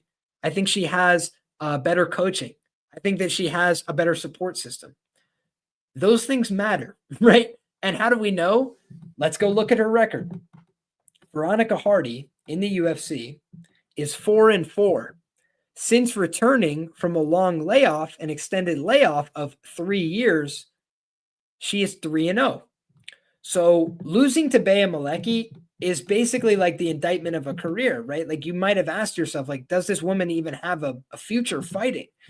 Bea was big, long, but she literally got beaten up so badly by Feliciana Nunes that she no longer participates in mixed martial arts. And we wish her nothing but the best. It's a scary sport, man. It's a very real sport, in terms of the real damage it could do to you. And she's had some health complications as a result. So we wish her nothing but the best. But to lose that fight was kind of an indictment of Veronica Macedo, right? To lose to Jillian Robertson, fair enough. Jillian Robertson, prolific in the division. To lose to Andrea Lee, big girl, experienced girl, been around for a long time, outranked her at the time. To lose to Ashley Evans Smith, another girl who, really didn't have any business losing to her, but she got out hustled, she got outpaced, right? And that was against a big girl. That was at 135. So you look back, she makes her UFC debut, guys, at 135 pounds as a plus 200 underdog back in 2016. 2016. We're now in the year of our Lord 2024. So is Veronica Macedo really comparable to Veronica Hardy? And my answer is no. If you look back, this armbar against Polyana Viana is what told us that she had something, right? It showed us that she had something. Polyana Viana is known for her armbars, known for her opportunistic finishing skills. She got finished there. It was a beautiful armbar. She put the leg behind the head, rolled her all the way through. Brutal finish, great mechanics. I was like, man, this girl, Veronica Hardy, Veronica Macedo, whatever, she has something. Then you look at the Bea Malecki loss and you say, all right, maybe she doesn't have it, right? Bunch of cancellations in 2019. She comes back against Juliana Miller, and this is worth looking at. She was a plus 330 underdog, minus 420 for Juliana Miller. Everybody wrote this girl off, and they said she doesn't have it. By the way, Juliana Miller, 66-inch reach, 5'7", much bigger on paper. It was not competitive. She beat her up. She dog walked her around the cage. She let her know what time it was, and Juliana Miller had nothing for her. She went to a split decision with Jamie Lynn Horth. One thing to note about that fight, Jamie Lynn Horth is a former training partner of hers. And Jamie said, she had a hard time letting it go against her. Also, she came back a little bit in the third round, if my memory serves. But what did we not see in that fight was Jamie Lynn Horth didn't come close to finishing. She's typically very aggressive, puts a beating on women. And Veronica Hardy was able to mitigate a lot of damage. She was able to do some damage back to Horth. She was able to use optics to her advantage. And then, she's basically been up in her last two fights such that she could take off round 3 and still win the fight. And now you don't want to see fighters doing that routinely, especially when you're laying chalk. But I think that when you look at Veronica, she does deserve to be favored here. I don't know that it's a great bet, but I think she deserves to be a slight favorite or at the very worst, a pick'em price. I don't think you could favor Mora coming into this fight with a lack of experience at 125 pounds, in the UFC level, with a lack of experience at the UFC level overall.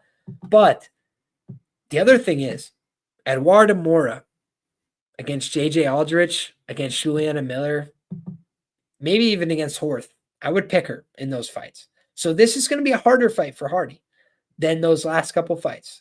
But I think she's been making improvements over time. The one thing about Eduarda Mora is we're going to learn something about her, which is how she responds to adversity, how she responds coming off a loss, how she behaves and performs as an underdog, because she's never been a dog before. Not in the UFC, not in the Contender Series. She's had minimal opportunities, but now she's an underdog, right? And we've seen Veronica Hardy go from plus 300 against Juliana Miller to a favorite against a better fighter in Eduarda Mora. And so you do have to ask yourself some hard questions there. Is it worth it to take the stab here? But ultimately, you have to try and judge for yourself. Who do I think is going to win the contest?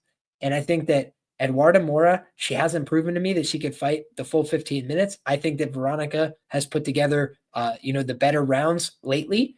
And I think that when I look at, what Eduarda Mora would need to do to win this fight, I think she would need to get probably 2 takedowns at minimum. And I don't think it's impossible for her to do that, right? She's going to attempt takedowns in volume like she did last time.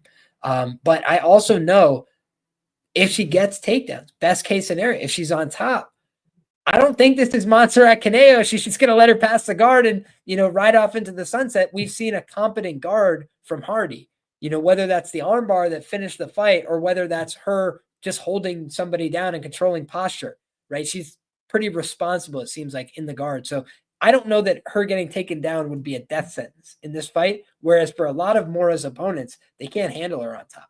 So I'm excited about this fight. I think Hardy's going to get the win here, but I think that this is going to bring the best out of her. She's got a really quality opponent here, and Eduarda Mora is motivated trying to get back off the hop. But for me, the UFC not only moved her from 115 to 125, they gave her a harder matchup than they needed to. They could have given her an easier fight against a less experienced fighter, and they didn't. They gave her a harder matchup, and I think it's because she missed weight, and they were trying to send her a little bit of a message. So I think she's going to be around for a while. I think they respect her, but I think they're letting her know, hey, this is where the rubber meets the road. And who's ready for a big fight right now?